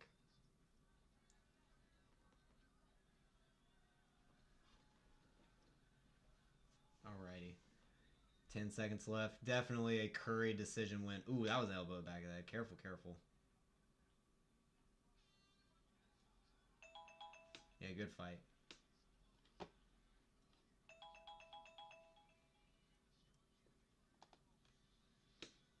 Dang. 2 Dana White Contender Series rejects. Battle it out. Honestly. So what? Middleweights? First off, did Eli Aronov fight at middleweight in the Contender Series? There's no way, right? Oh my God, he did it. 5'10"? Yikes, dog. And a 72-inch reach. Get to welterweight. What are you doing? Will Currie did win. Yes, he did. Yeah, that last one was blatantly back of the head. Ben will real win. Yeah. Yes. Yes, he did. But yeah, that was really strange. Yeah, I don't see either of these guys doing well in the UFC. Eli, I mean, what is he doing? This is a welterweight. What is this? Why are you at 185? Please. Lose some weight, get to welterweight. That's crazy. Triple yes in the chats. Let's go. Oh my goodness. Oh, dang. Will Currie looks like he is beat.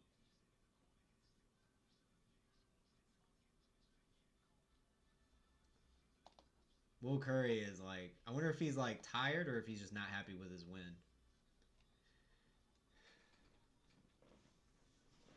Dang, bro. Yeah, I maybe Will Currie can get in on a second.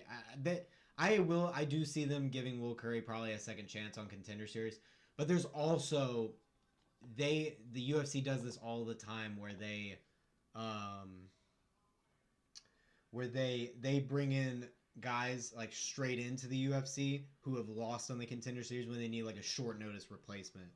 Um, that's what I'm thinking. He'll either get another shot in Contender Series and they'll give him the win with like an easy opponent, or they'll bring him in as a last minute replacement, or like a middleweight who they owe fights who they haven't given a fight in a long time. They put him in.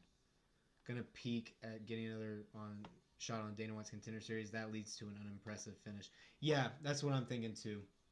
100%. 100%. The thing is, like, these stats are viable at what, like, middleweight. Like, you can definitely succeed. He's 26, so that's okay. You know, that is, you know. I'm just gonna type it myself. Yes, yes, Will, yes, Will won. There you go, my friend. Hopefully that clears it up. Oof, yeah, Eli having to get helped out. He's like limping out. My man is very tired. Oh, he might have a really hardcore concussion, honestly. That back of the head shot at the very end might have knocked a couple brain cells loose there. That back of the head shot at the end was pretty rough. Alrighty. Next we got Nick Bagley versus Keweny Lopes. My homie on the left has been on a streak. Submission streak, it seems. Let's see it. Nice, and we're getting straight into the promos. So the next fight's going to start immediately. Thank goodness. Dang, 4 rear naked chokes in a row. And in between the loss, more rear naked chokes and an arm triangle. Golly. Oh, wait, this is record ineligible for MMA. Why? Bad mismatch. Severe mismatch. It's calling it record padding. 0-12. Oh, wow. Yikes. 28 losses. Yes. Yes. Yo, this is hilarious. I want to see if is there anyone in here I know?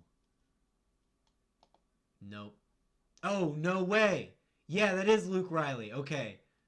Got a Luke Riley loss in his AME career. That's so funny.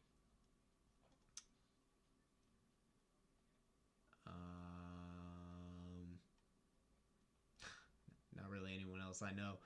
0-12 is so bad, but live your life a different way, gang. No, this is how he this is how he makes money, is by losing fights. That's crazy to me. Oh my god. Where does he train? Oh my god, they have his fucking gym here and everything. That's so nuts. If I was his gym, I'd be like, bro, don't put my name up there. I don't want people knowing I trained you. The fuck? Dude, that's crazy to me. What a way to make a living. Reverse Hamzat. He did a reverse Hamzat 100%. That's so funny. Damn, son. It's crazy.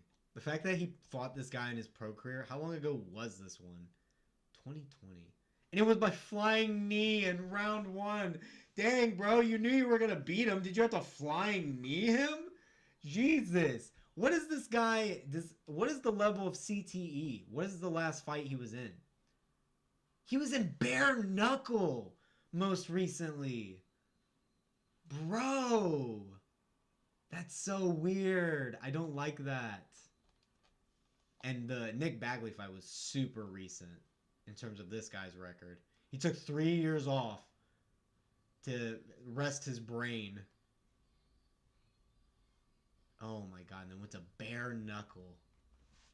The worst thing. Oh, this is a great song. Isn't this like the Jose... Wait, but this is the Jose Aldo walkout. I mean, he's low-key stealing the Jose Aldo walkout, though. It's a good song. Don't get me wrong. It's a great walkout song. This is like... Isn't this Jose Aldo's? Or am I off on that?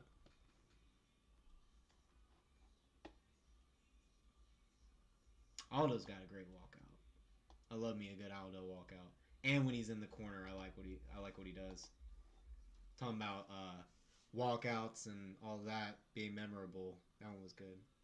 Yeah, we are. I said it. We are. Oh my god. Ben, you crack me up. Holy moly.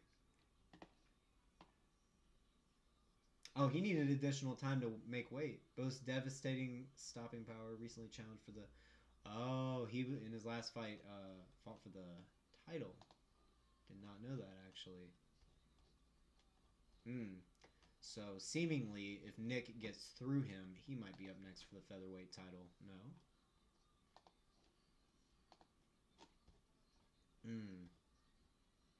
Yeah. Oh, okay.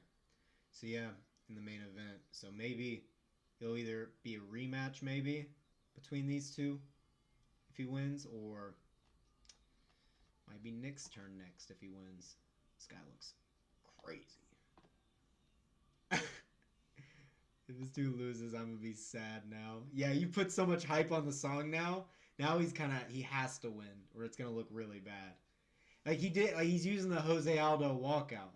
I mean, if you got the Jose Aldo walkout, you better freaking win. That's a pretty darn good ranking outside the UFC. What does the top of the Brazil fighters look like outside the UFC right now? I think we saw this guy recently. Yeah. Yeah, we watched this guy. Visconti. Wait, Visconti. Okay, yeah, that was LFA. That's right. Yeah, that was sick. Can't wait for some of these guys to get into the UFC. He's Brazilian, so it's okay. But it wasn't okay for the Australian dude to take Volks. Well, no, it's definitely not okay for that Australian dude to take Volks because we saw how the fight went. He doesn't deserve to play that song anymore, low-key.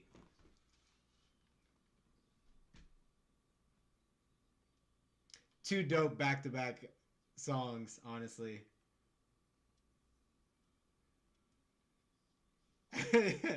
Yo, I don't know who to go for either. That's crazy. Dude, like I said, it would be so sick to be at one of these events. These events are so much cooler, in my opinion.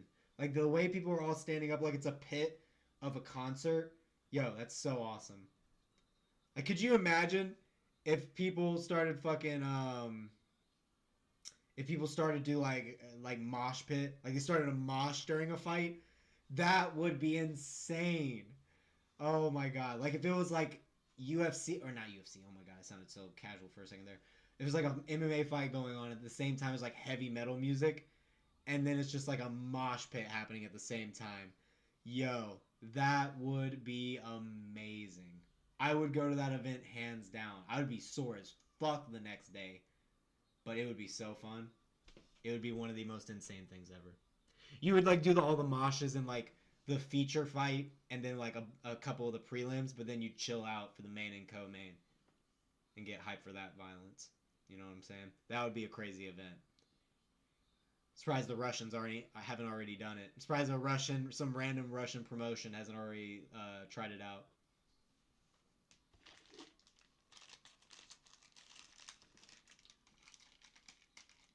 All right, got both our homies in here. He's got +10 to strength with that mullet too, so we'll see. If I got a main event, I'd tell the producers when I win, blare some dumb shit. I'm standing in the cage forcing a death pit, then backflipping into a crowd surf. That's epic. Like you do the Justin Gaethje backflip that he does off the top of the cage, and you do that into a crowd, bro. That visual would be so fucking funny though. Just watching a body fly through the air like that. God damn, that's funny.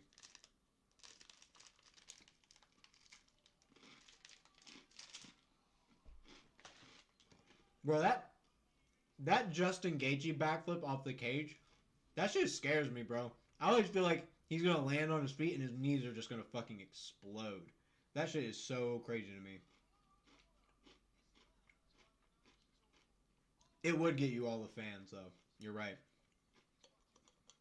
And like I don't know if you've seen that South Park episode where Kyle becomes a black person. Like he has surgery to like color his skin, and he gets his leg extensions and like knee implants that are like fake knees. And then once he plays basketball, they like explode. That's how I feel when that Justin Gaethje backflip happens, bro. I'm like, oh my god. All right, co-main event, baby. Can't wait.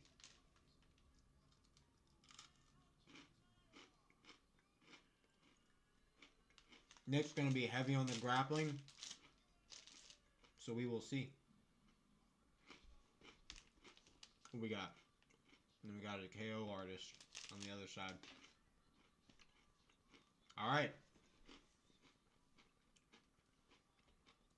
Dude, early South Park is so good. All of South Park is so good, but early South Park is so... I love it. It's my favorite show. My favorite animated show. Oh, big rock early for Bagley. Gets in the over-under. Starting the grappling exchanges. Yeah, Bagley looks like he's got a lot of twitchy energy.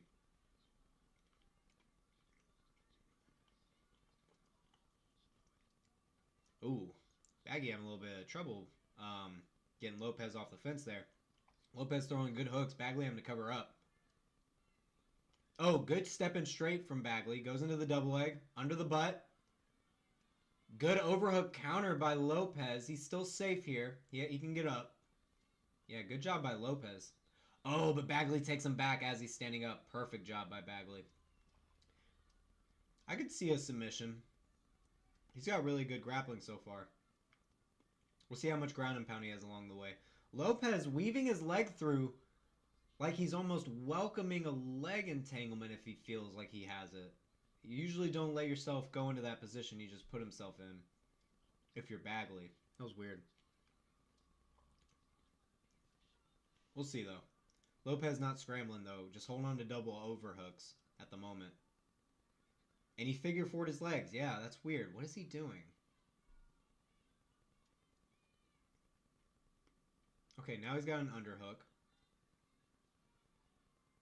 But it's gonna be tough the way Bagley's sprawling on him right now. Oh, he is thinking about a leg. I called it. Saw it coming. Yep. Now he's looking for the knee bar. Yeah, once you see someone go into that leg drag position, they let their leg go through, you're putting yourself in position for leg locks. Okay, good. Bagley figured forward his legs, avoided the knee bar, back into this turtle position. Bagley landing good shots to the side of the head. But Lopes is still going for these legs. Oh, now they're in a deep... Now is a half guard. Called that. Called that from a mile away. I would have been yelling that out to him from the corner. Oh, man.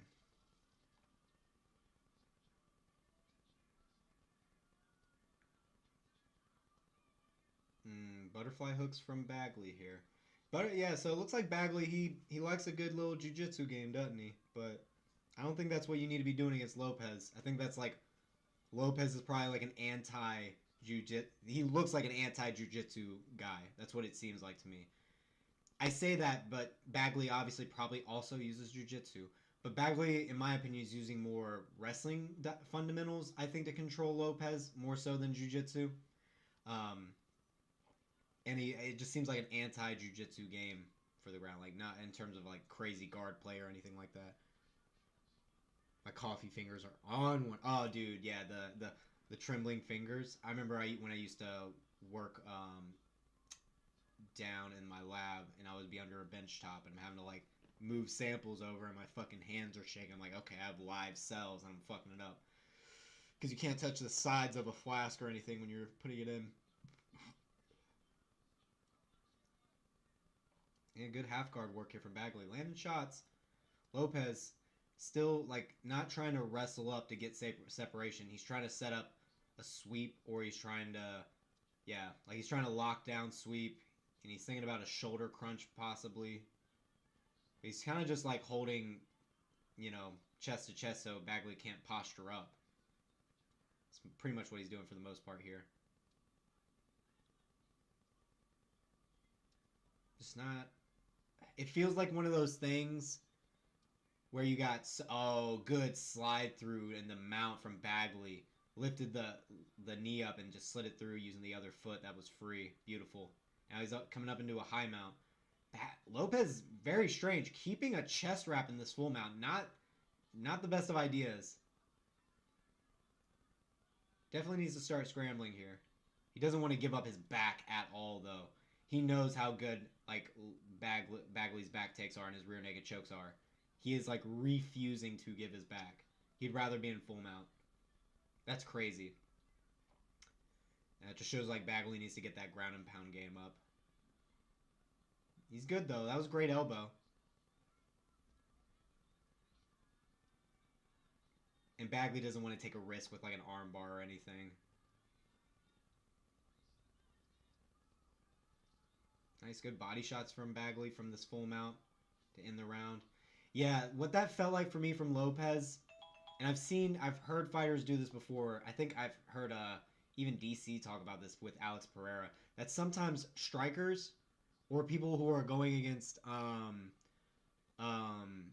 really really good grapplers, they sometimes just accept being on bottom and will just elect to keep chest to chest and don't let them posture up and don't give your back and don't give up anything and just route it out to the end of the round because hey, every fight starts on the feet. There are fighters that do that. I hope that's not what's happening here though, because like Lopes tried to go for leg entanglement submissions, really didn't try getting up at all. So we'll see.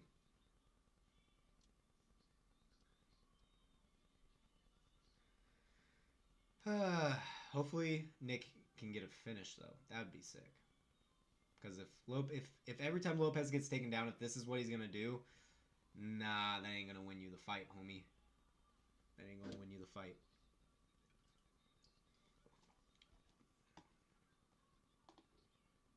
Ooh, okay, hard straight open up for Lopes. He throws another one. Sprawls on Bagley's takedown. Throws big hooks at Bagley. Throwed his head side to side there. Bagley just took it and went in for that body lock. Throws Lopes down. Lopes trying to keep his base. Tries to buck Bagley up over the top. Nice. Okay. Lopes almost counters the takedown, but Bagley just keeps following through with that momentum really well. Like this is like Lopes cannot be in this world. He needs to just find every avenue of separation. And he's in the middle of the cage now. This is the worst possible place for Lopes to be. Middle of the cage, taken down. And he's not, and Lopes isn't trying to back up and like scoot his way to the cage. And Bagley has full mount here. What is Bagley doing? If someone is wrapping up around you, there is a day one thing they teach you on how to break this. I'm just very surprised. Team Jay-Z is definitely winning this one. Come on. I don't know. I think Travis Scott may get it. We'll see.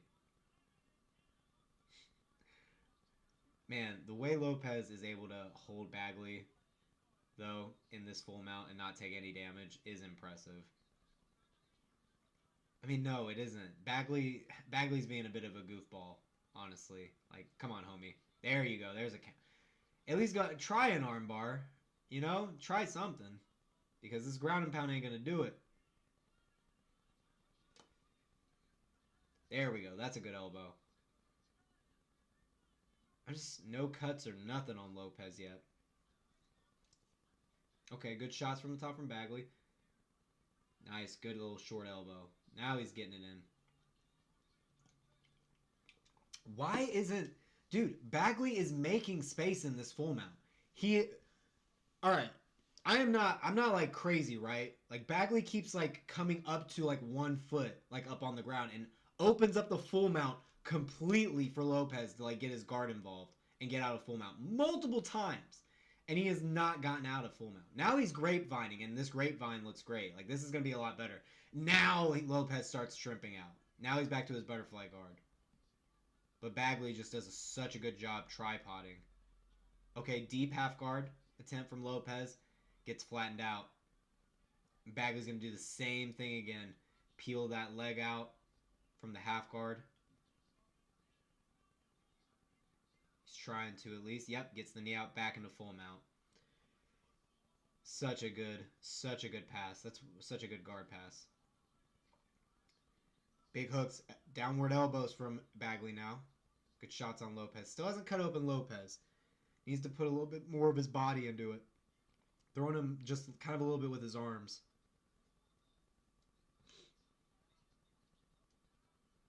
Yeah, I'm just so confused as to what Lopes' plan is. Good elbow there.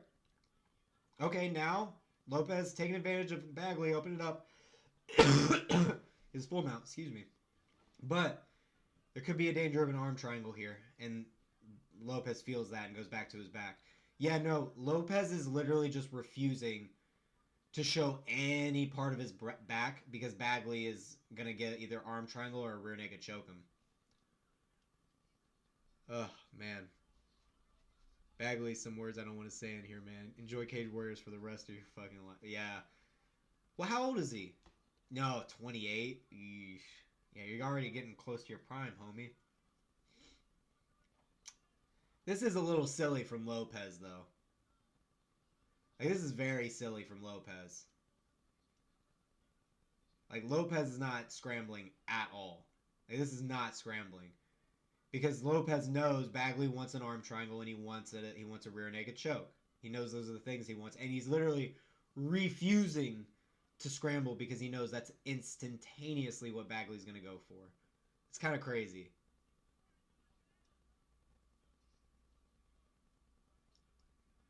Yeah, I can't imagine Lopes is going to have some master plan coming out into the third round. He threw 2 straights at the beginning of the second.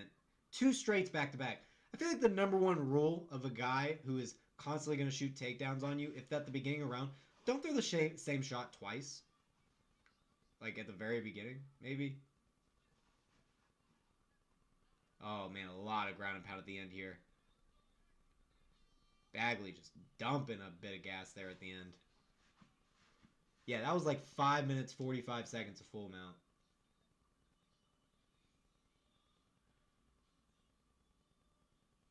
What is happening?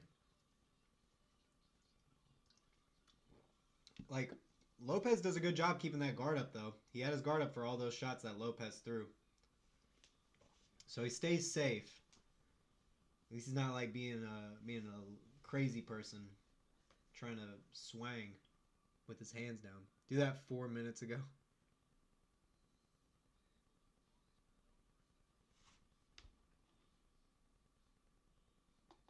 What, did I miss something? Oh, you're talking about the flurry at the end. I see what you mean now. I see what you mean now. Yeah, that flurry at the end. Like, yeah, you could have been doing that way more and the ref would have definitely stopped it.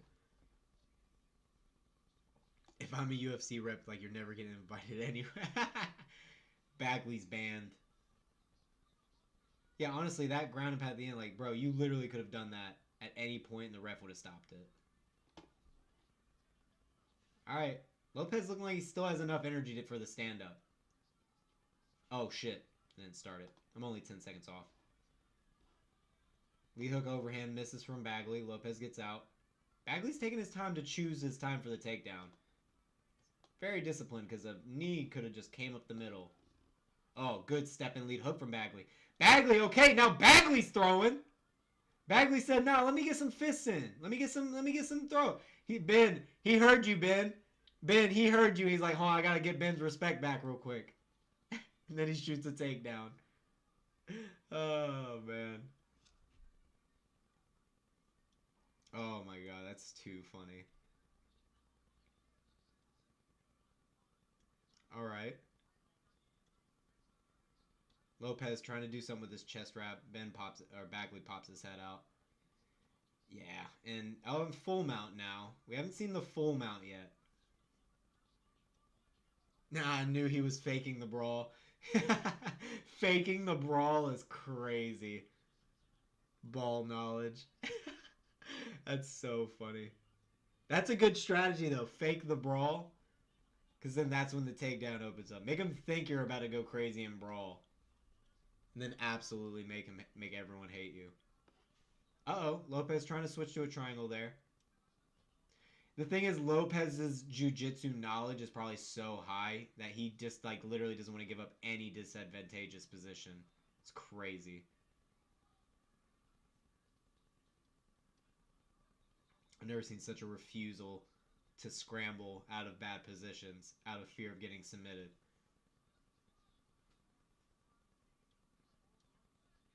Actual Hamzat tactic. Oh man. Yeah, flattened out in this half down lockdown.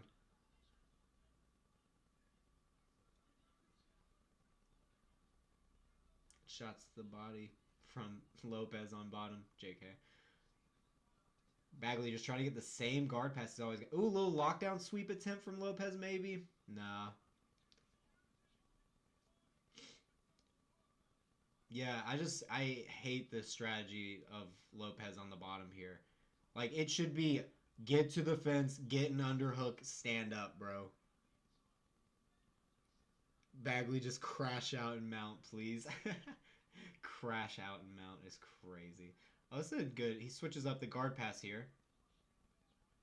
Trying something different because the other one wasn't working anymore. Yeah, that pass to mount is OP as hell. Our wrestling coach, what was it?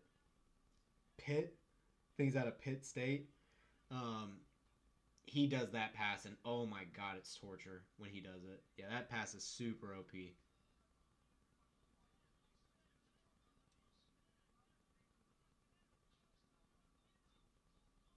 Come on, Bagley. You're in mount now. Bagley is literally, his hips are not even on top of Lopez's. And Lopez is refusing to scramble. What if I was his coaching staff? I would refuse to coach him ever again. I would, unless this is what they told him to do. All right, now he's wall walking. Okay, he gets out with that wall walk, but Bagley's right back on him. Now Bagley gets on his back. The one time Lopes chose to scramble, Bagley immediately got his back. My bad. Yo, the one time Lopes thought he was safe to scramble and like, oh, a wall walk is safe, and then he got his fucking back taken is so funny. Oh my god. This is so funny. Oh my god, Bagley's a menace on the back. Bagley is an absolute pest. That's crazy. He is beating him up. That is so funny. The one time he chose to... Oh, he's thinking about a twister. He's thinking about a twister.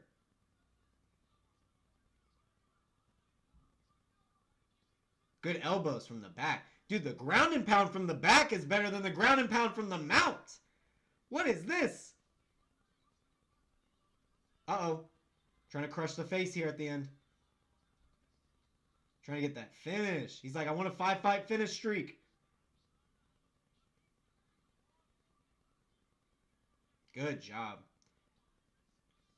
Nice. Good finish.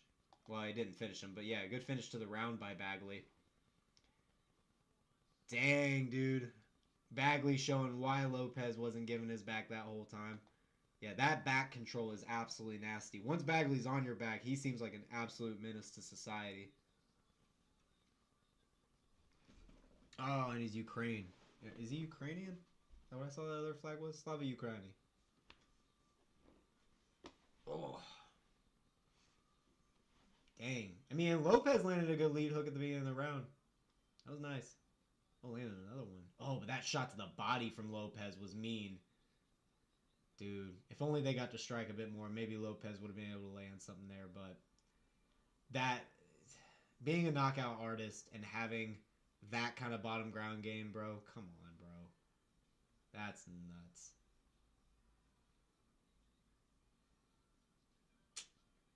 Dang, son. Well, let's see if another Hardwick can get... Whoa, I did not realize these were the odds. What? That's kind of crazy.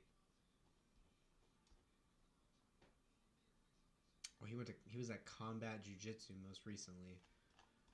Okay, so it's gonna be... Hardwick might actually be the striker in this bout. Huh. Yeah, okay. I can't believe these are the odds. Damn. What? Harry Hardwick has... What? Why is not... This is insane to me. Who makes these odds? I understand he's probably the better guy. He probably is. But... I get 925. I mean, I'm sure it's an easy fight for him, for sure. But... This motherfucker ain't Khabib. He ain't Amanda Nunes. Like, what are we doing with these odds? Whatever. Alright, moves up to 7-1 though. Bagley does. Moving on up. Houdini. Think we'll get a quick finish on this one? I wonder. How many Oof, they're expecting heavy by knockout. At least the Tapology folks are. Let me see. How about most recently though? Round 4 knockout. Okay. So I mean, homie's been on a bit of a finish streak at least. So we'll see. Round 4 against Lopes. He's round 2 against Orlando. Yeah, so we might see an early finish. We might see one. How much is Javier? What's even? He's never been knocked out or gotten a knockout. That's pretty crazy. So does he spam takedowns? Is that what I'm thinking? Is that what I'm hearing? Does Harry have any guillotine submissions? It probably is really hard to guillotine Garcia though. But does he have any guillotines? He does. Okay. We could see a guillotine. We could see a guillotine or a knockout. That's what I'm thinking here. Guillotine or knockout for Harry. Hell yeah. Go for it, my man. I might do the same thing off camera here. Hell yeah, brother. Roll one up for... Roll that Harry... Hey, roll that Harry Hardwick pack, bro. Roll that Harry Hardwick pack. We're gonna ride these plus 585 odds, baby. Dude, the mustaches is so crazy. El Mariachi. Let me see.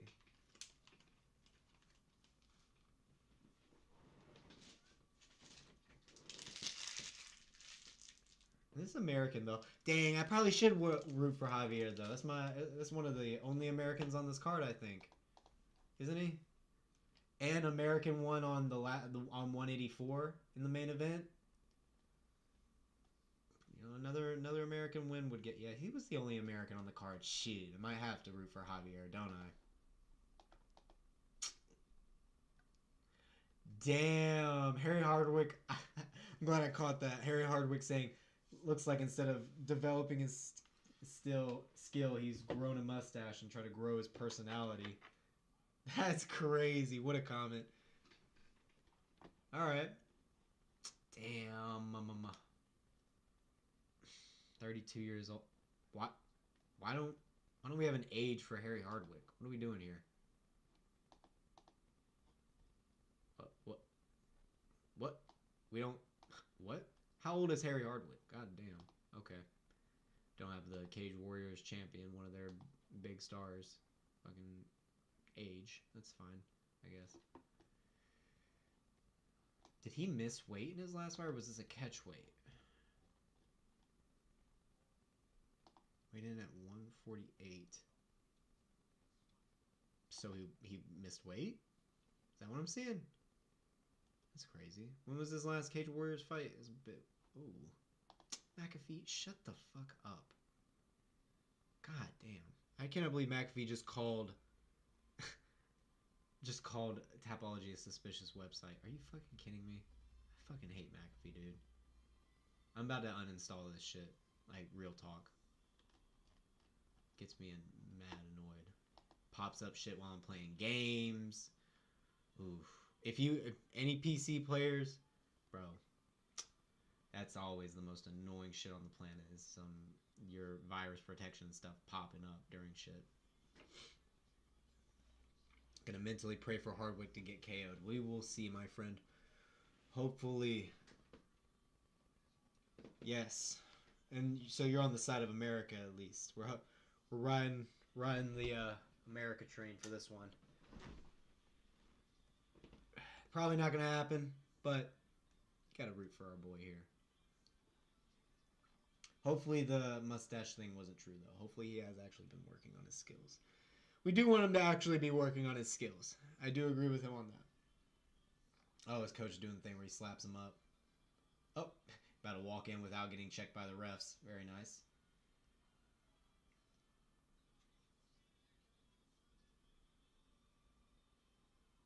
Oh my, I just realized Javier walked out to Sweet Caroline, bro.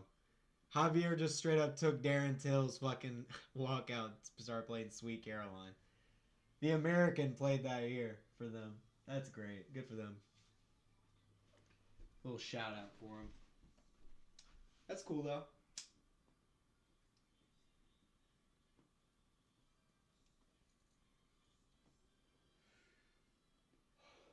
Alrighty. See what the boy. Wonder what Harry Hardwick's walkout is. Excuse me. Yeah, what is this? Some club music. What the hell is this?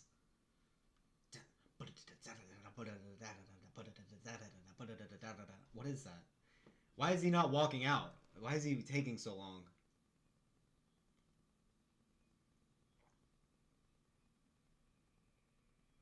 He's waiting for the drop. He's waiting for the beat drop.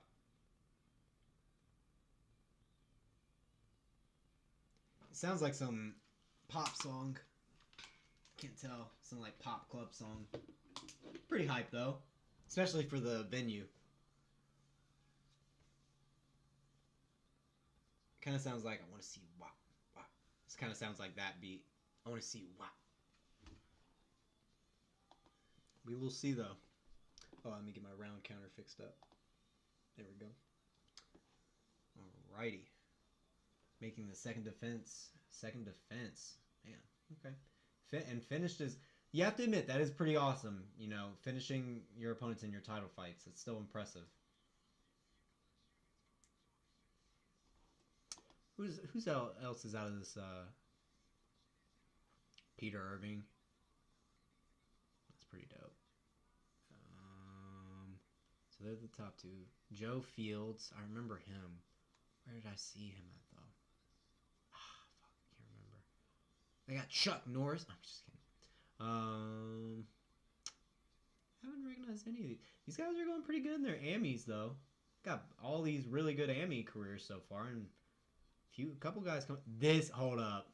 This is a legendary Tapology picture. Come on now. We gotta put this one in the bank for some of the best Tapology pictures. Hold on. Hold on. Yeah, no, that one's getting saved. That one's definitely getting saved. Sick.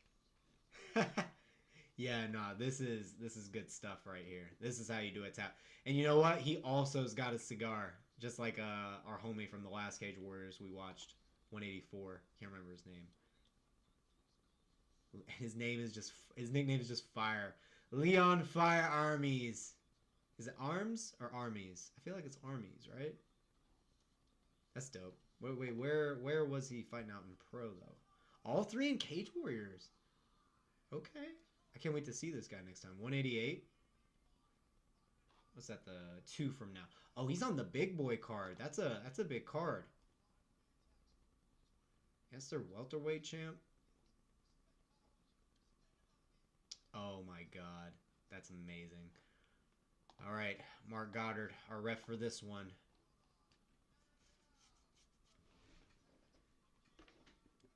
Are we going to see a Hardwick upset loss? Or are we going to see the same old, same old? Let's find out.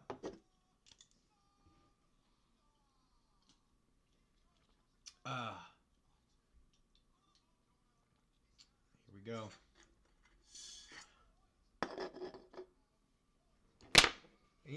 Javier's 32, still in the prime. We're okay.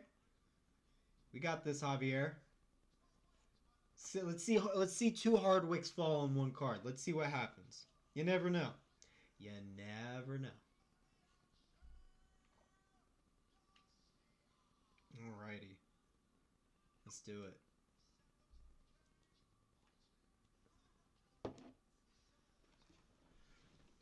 Oh boy. Hardwick's got that reach though, I will say. Oh, he's 30. Okay.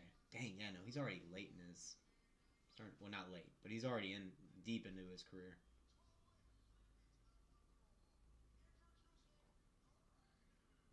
Oh boy.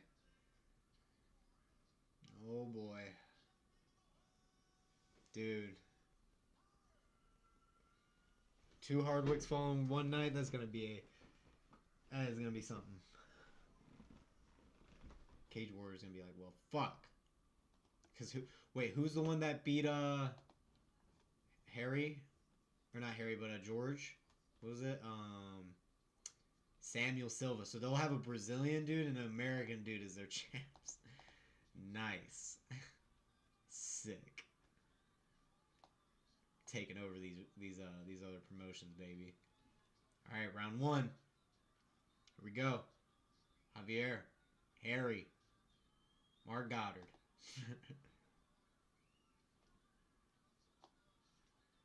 No touch of gloves. Let's go.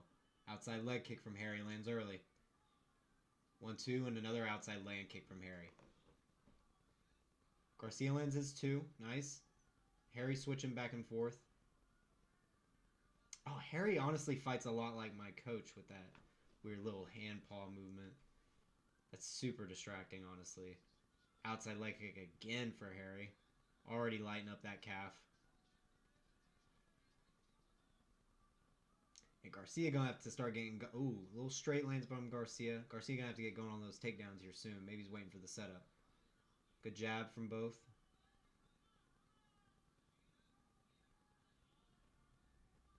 Harry trying to feint his way in. 1-2-1 lands from Garcia. He's doing a good job of getting an angle out right out every time he lands. It's very nice. Ooh, good jab in. And then an angle off from Harry and then a lead hook. Nice. Ooh, Harry's starting to track him down a little bit. Garcia having to move along the outside. Outside leg kick gets crowded by Garcia. Gets Hardwick on the ground. Now he's got him against the fence. Hardwick builds his base back up. Garcia's still working on a single leg. Garcia trying to figure out how to get an underhook. Now he's got his hands connected for the single. Trying to get his leg behind to trip. Pulls the leg off. Uh-oh. Garcia working on this takedown. Hardwick's got one hand involved trying to break that grip on the single. Now he's got both hands involved. Nice. Okay. Underhook for Harry Hardwick now. Garcia's still working on this takedown. Try to switch to the double. Harry's defending really well, trying to pull his head up. Garcia is just on this single leg. He's not giving up on it yet. Bringing it back up. Tried to run the pipe. Hardwick got really good balance and limped legs out. Really good defense from Hardwick. Oh, one uppercut and then a lead hook from Hardwick. Nice. Ooh, uppercut misses from Garcia. Yeah, Hardwick's back to getting him up against, or getting him along the fence. Garcia having to work on the outside. They clinch up. Hardwick exchanges some shots to the body, and then Garcia gets a knee. Jab lands from Hardwick. He's finding the target a little bit better. Ooh. 1 and then a 2 to the body, and then a lead hook up top from Hardwick. 1-2 from Garcia. Hardwick gets out of the way of it, it seems. Nice little straight from Hardwick. Garcia with some uppercuts in the clinch. Gets Hardwick pushed up against the cage, going for the double leg. Now onto the single.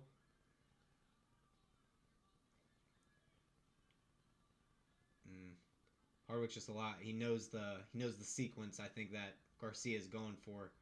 Garcia's going to have to try something else here. He switches back up top for upper body control.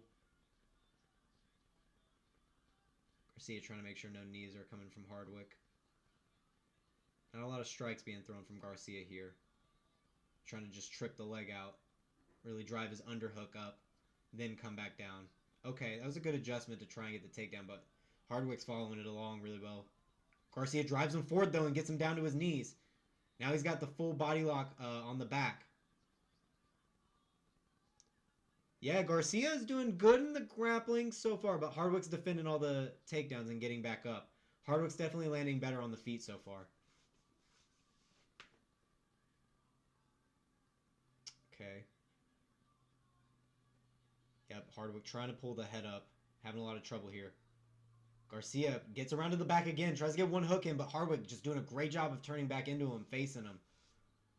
Really good grip defense here, but he's having a hard time just breaking the grip. Hardwick digs an underhook, but this could be a point where Garcia may go for the trip. Yep, starting to go from behind the leg, but Hardwick gets his leg out every time. Nice little short elbow from Garcia. Switches back to the single leg.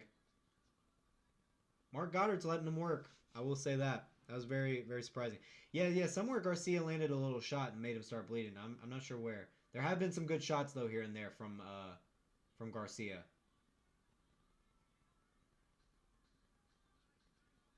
Nice little shot off the break for Garcia. Almost catches Hardwick throwing a knee on the takedown. But gets sprawled on. Good end of the round. Tough one to score. Tough one to score. That's a super tough one to score, actually. I could see it go either way. I feel like Harry might have landed more damage throughout and had... but see, Garcia had some highlights here and there and landed good shots. And then he had all the control time. Any notable walkout songs? Yeah, Ben. Garcia played Sweet Caroline. He took Darren Till's fucking walkout and played Sweet Caroline and had the whole crowd singing. And then Hardwick was playing some, like, pop club music that I wasn't sure of. It was hype, but I didn't know what it was. Never heard of it. I think, man, I could see them giving it to Garcia just because of all the control along the cage. Just how the striking was sort of even. I feel like it was more so on the side of Harry. But, dang, yeah, Garcia landed some good shots. Round 2. Both men exchange jabs. Hardwick's pushing forward early. Yeah, nice jab again from Hardwick. Garcia's trying to close distance. Uppercut from Garcia. Another one lands. Good leg kick from Harry. Oh, they crashed. They look like they clashed heads there. Trying to come to the clinch. Nice 2 from Garcia. Gets out of the way of that uppercut from Hardwick. Oh, head kick gets blocked by Hardwick. Different look from Garcia there.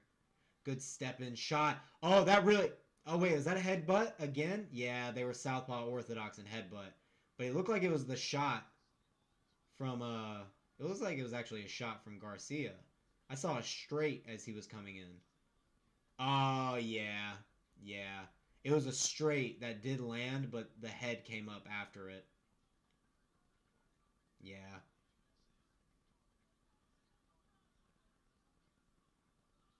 That rocked Harry a little bit, too. That headbutt hurt him.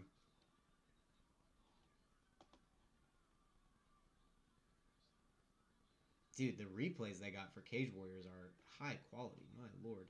Oh shit. I'll let the timer pause for a bit while it's getting recorrected. It's 417, 416, 415, 414.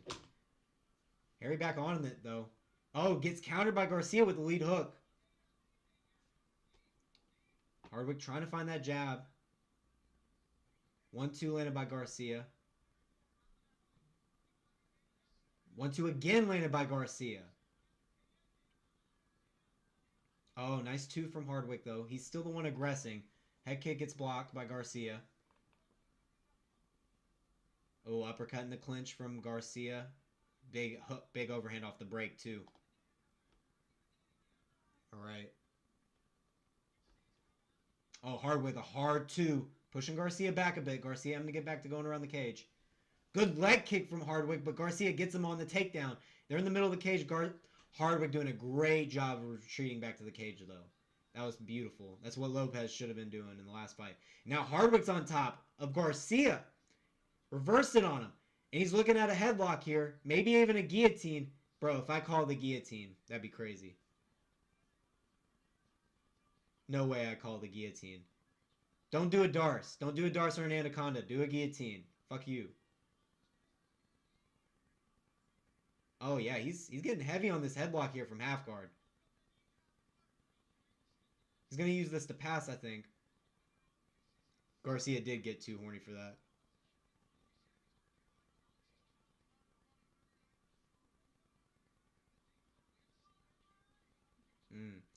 Not seeing a lot of get up here from Garcia. He's got the underhook, but he's not... Oh, no. He does have the underhook, I think. On both sides. And he's now using it to scramble, which is interesting. Now he is. Now he's coming up to his side. He's in the dogfight. Hardwick switches back to that headlock. Good deep half guard attempt, sweep attempt here from Garcia. He's almost all the way through, about to come out the back door. Oh! Hardwick possibly giving up his back here if Garcia keeps scrambling. Why'd you stop scrambling, Garcia? You need to keep moving. Damn, Garcia, bro. You had such a good sweep attempt to the back. Hardwick landing good shots here from this reverse half guard. That's like a cross ashi.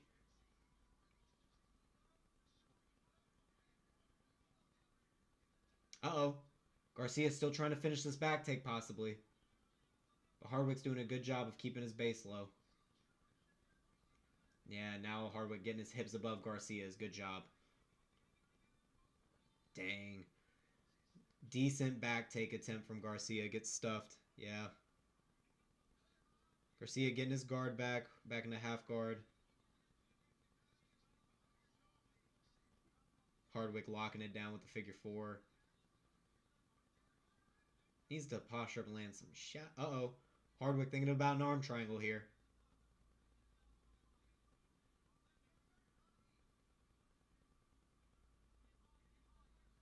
This could be an opportunity for Garcia to sweep, though. He gets to his butterfly hooks. Good scramble. But don't wrap around him when you get to your butterfly hooks. Do something to either stand up or sweep, homie. Don't start immediately thinking about striking defense. Like, bro, you got to get up and win this round. 35 seconds. Trying to look for that deep half sweep again. Now he's looking for the dogfight to go up to a single. Uh-oh. Going in underneath. Nah, the cage blocked him. He tried the deep half sweep again, but the cage blocked him. Trying to wall walk at the end. Switching to a heel hook. That's a deep heel hook in on Hardwick. Hardwick rolls through and back steps out of it. Good job. That was a deep heel hook attempt. Oh, good spinning elbow from bottom from Garcia. First time I've ever seen a spinning elbow from bottom position. Very nice. What? Okay. Spinning elbow from bottom position is fair. It's fair. Dang, that was a close heel hook. That was scary. Yeah, that double leg was good. But yeah, the hip heist was really good back from Hardwick, honestly. Man, Hardwick scrambled like a champ there for that takedown defense, I will say. let me see. So he gets that full in.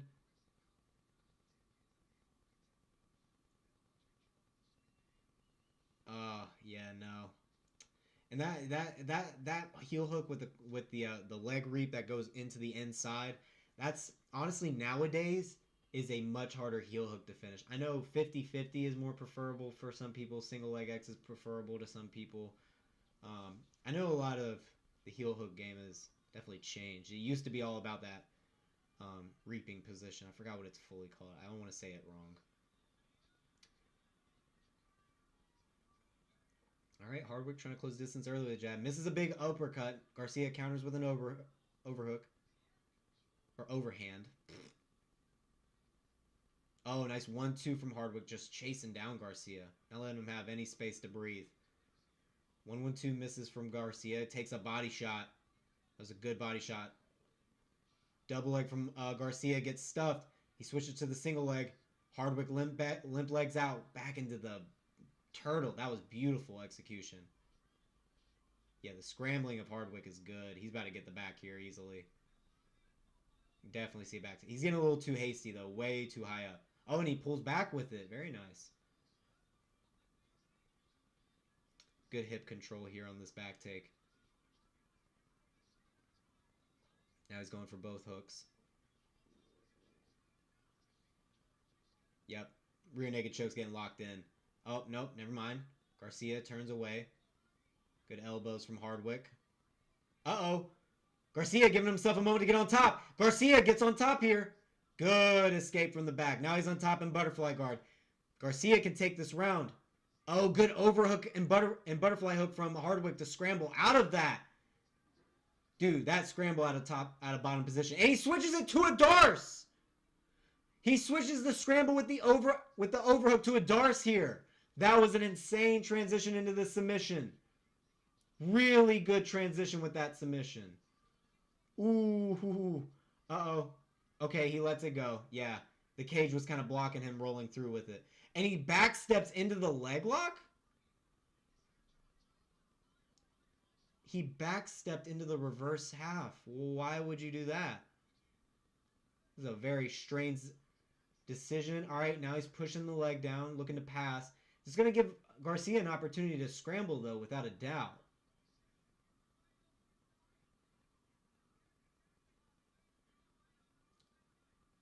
Garcia is just using... He's not trying to think about wrestling, though, is the problem.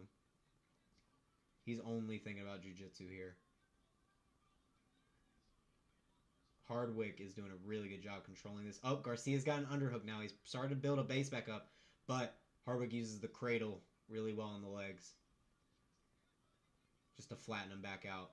Oh, but now the legs are getting tied up. We're back in the full guard here for Garcia. Still plenty of opportunity for Garcia to catch a random submission out of nowhere. I wouldn't be playing on the ground here if I was Hardwick. I'd be trying to get this back to the feet. I think he has an advantage, but we'll see. Hardwick seemed to have an advantage here too. I just wouldn't want to give Garcia the chance. Hardwick trying to posture up a little bit from this position, but Garcia is doing a good job of keeping him down. Oh, good pass to half guard from Hardwick as Garcia was trying to maybe mount some sort of sweep or stand up. Oh, man. Hardwick's locking this down with the figure four now. It's going to be much harder for Garcia to get out. Trying to get a foot on a hip.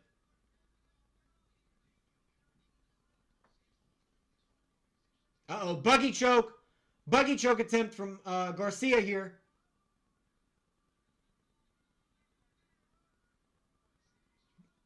Oh, good job for Garcia using the buggy choke to actually make space. That's what you should be using a buggy choke for, though. You should be using it to fucking make space.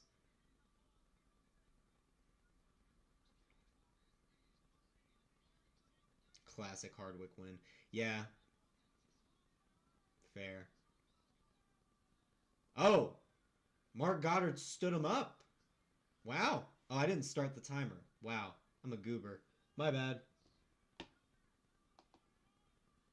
We're in round 3. My bad. I don't even realize I didn't start it. Ooh, good lead hook from rear hook from Hardwick in the southpaw stance. Little shovel uppercut from Hardwick.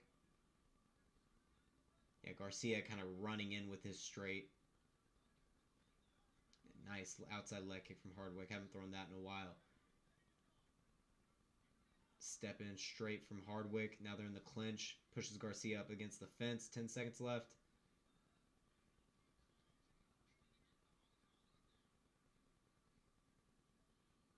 Yeah. Finished out the round there. Going into championship rounds, baby. Dang, everyone's picking Gunner. So it's only 3 Mark W.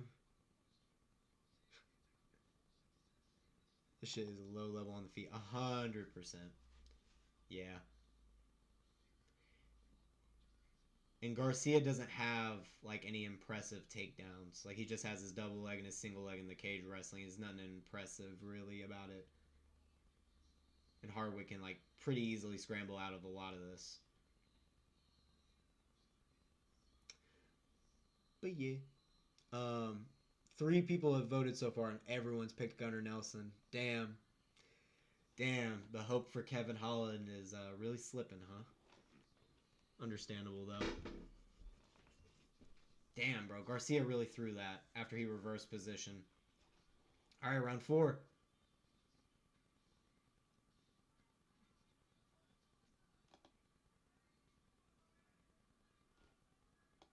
Hardwick moving forward early. Yet again. Oh, good jab from Garcia lands. That was a good jab.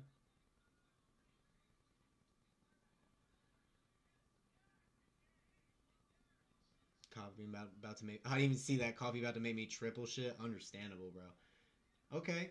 Now they're throwing a bit. Garcia's probably going to have a tough time getting takedowns, so... I can see that. Garcia landed a couple jabs here and there, though. Lead hook from Hardwick. Good rear hook from Garcia. And now Garcia's faking the takedowns up into the strikes. That's good. Yeah.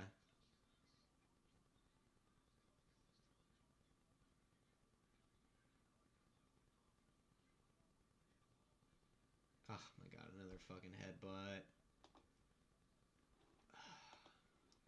Hardwick, just stop going to southpaw. Just stop going to southpaw, my dude. That way we can stop having headbutts. You know what I mean?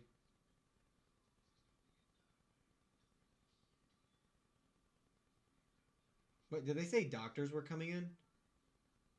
Oh, it was a cut because of the headbutt.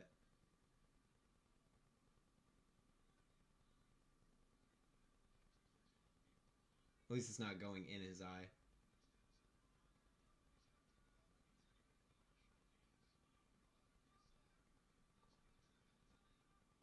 Dude, for real.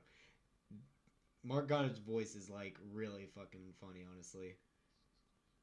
It's like he smoked a ton. Sounds like it.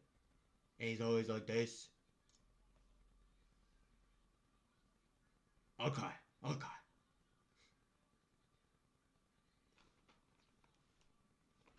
All right. Dang. Oh, that actually cut open Garcia too. Headbutt hit them both.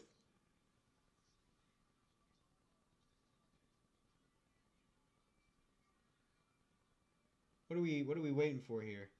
Hardwick's fine.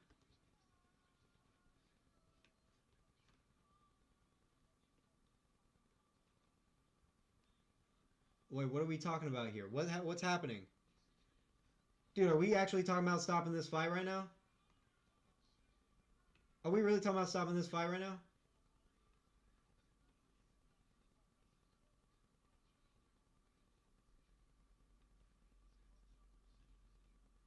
What? We're stopping the fight for a technical decision?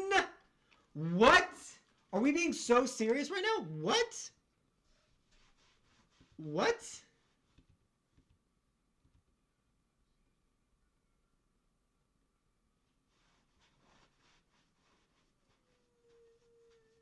That's the fact that it's the 3rd accidental clash. I want a technical decision. Bro, that's so dumb. Dude. Let me hear this let me hear some more of this conversation that was going on.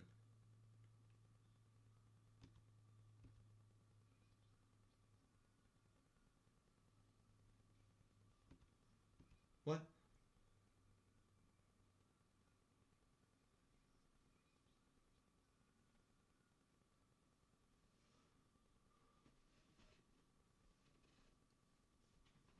Oh my gosh, dude, I cannot believe it. Yeah, the doctor was saying there's something wrong with him or something. Jesus, we're really going to a technical fucking decision, dude. So wait, how they got like 1 minute into the first round? Do they even score that 1 minute in? Do they even score that 1 minute of that fourth round? Who won that first minute of the fourth round? Oh Lord, dude. Harry Hardwick is the swamp creatures of all swamp creatures. Yeah, bro. If he grew his hair out, it would be like greasy. I bet Lopes against him. I couldn't believe that shit. I agree. I'm glad like minds have gathered together finally. And I see someone finally voted for Kevin Holland. Holy fuck, I was getting worried there. Dude, I cannot believe we're going to a technical decision for an accidental headbutt.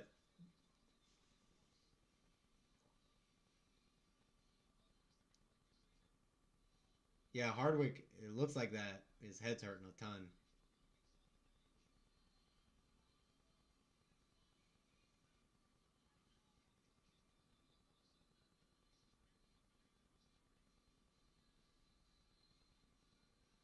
Oh my goodness. All right, we're getting the scorecards. I cannot believe this happened. This has been a wild card. We had a 4 second finish. Now we are getting a technical decision. My goodness. All right. This is going to be insane. Oh boy. Why he hitting the Aljo celebration? For real, that's exactly what that was. All right, here we go. Oh, they all gave it to Hardwick. Yeah.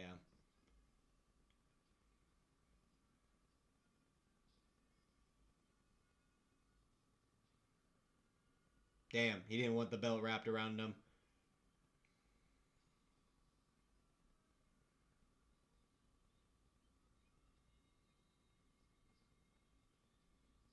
Damn.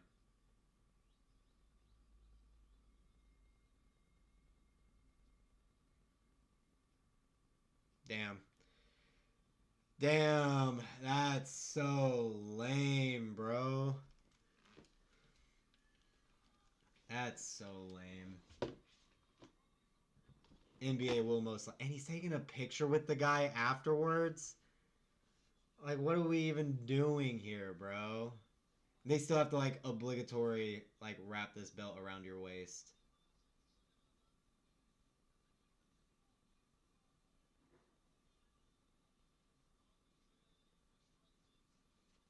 I mean, why is he's saying he's frustrated, but the judges gave him all the rounds. It's like, bro, you were already winning the decision.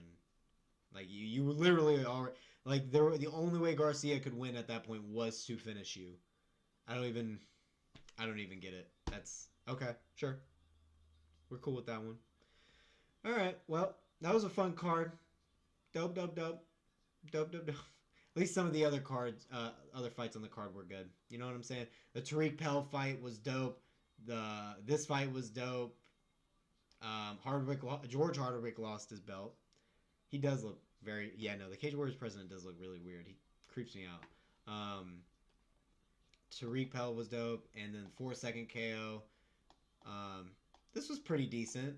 Will Currie, Eli Aronov. These guys went fucking they went deep.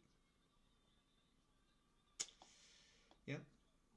Then Lopes was just a fucking just flat on his back the whole time, so that was lame. But all in all, not bad. It's okay. But we have a much better card waiting for us tomorrow for a UFC London, for sure, for sure. And then we will have LFA 204 later that night at 9 p.m. So, homies, I will see y'all there. Ooh, wait, we got a heavyweight championship in the PFL too.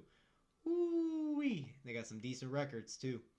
So we'll see. We'll see. But I will see you guys tomorrow at 1 p.m. I think for UFC. Then we'll be on later that night for LFA. Yeah. Peace.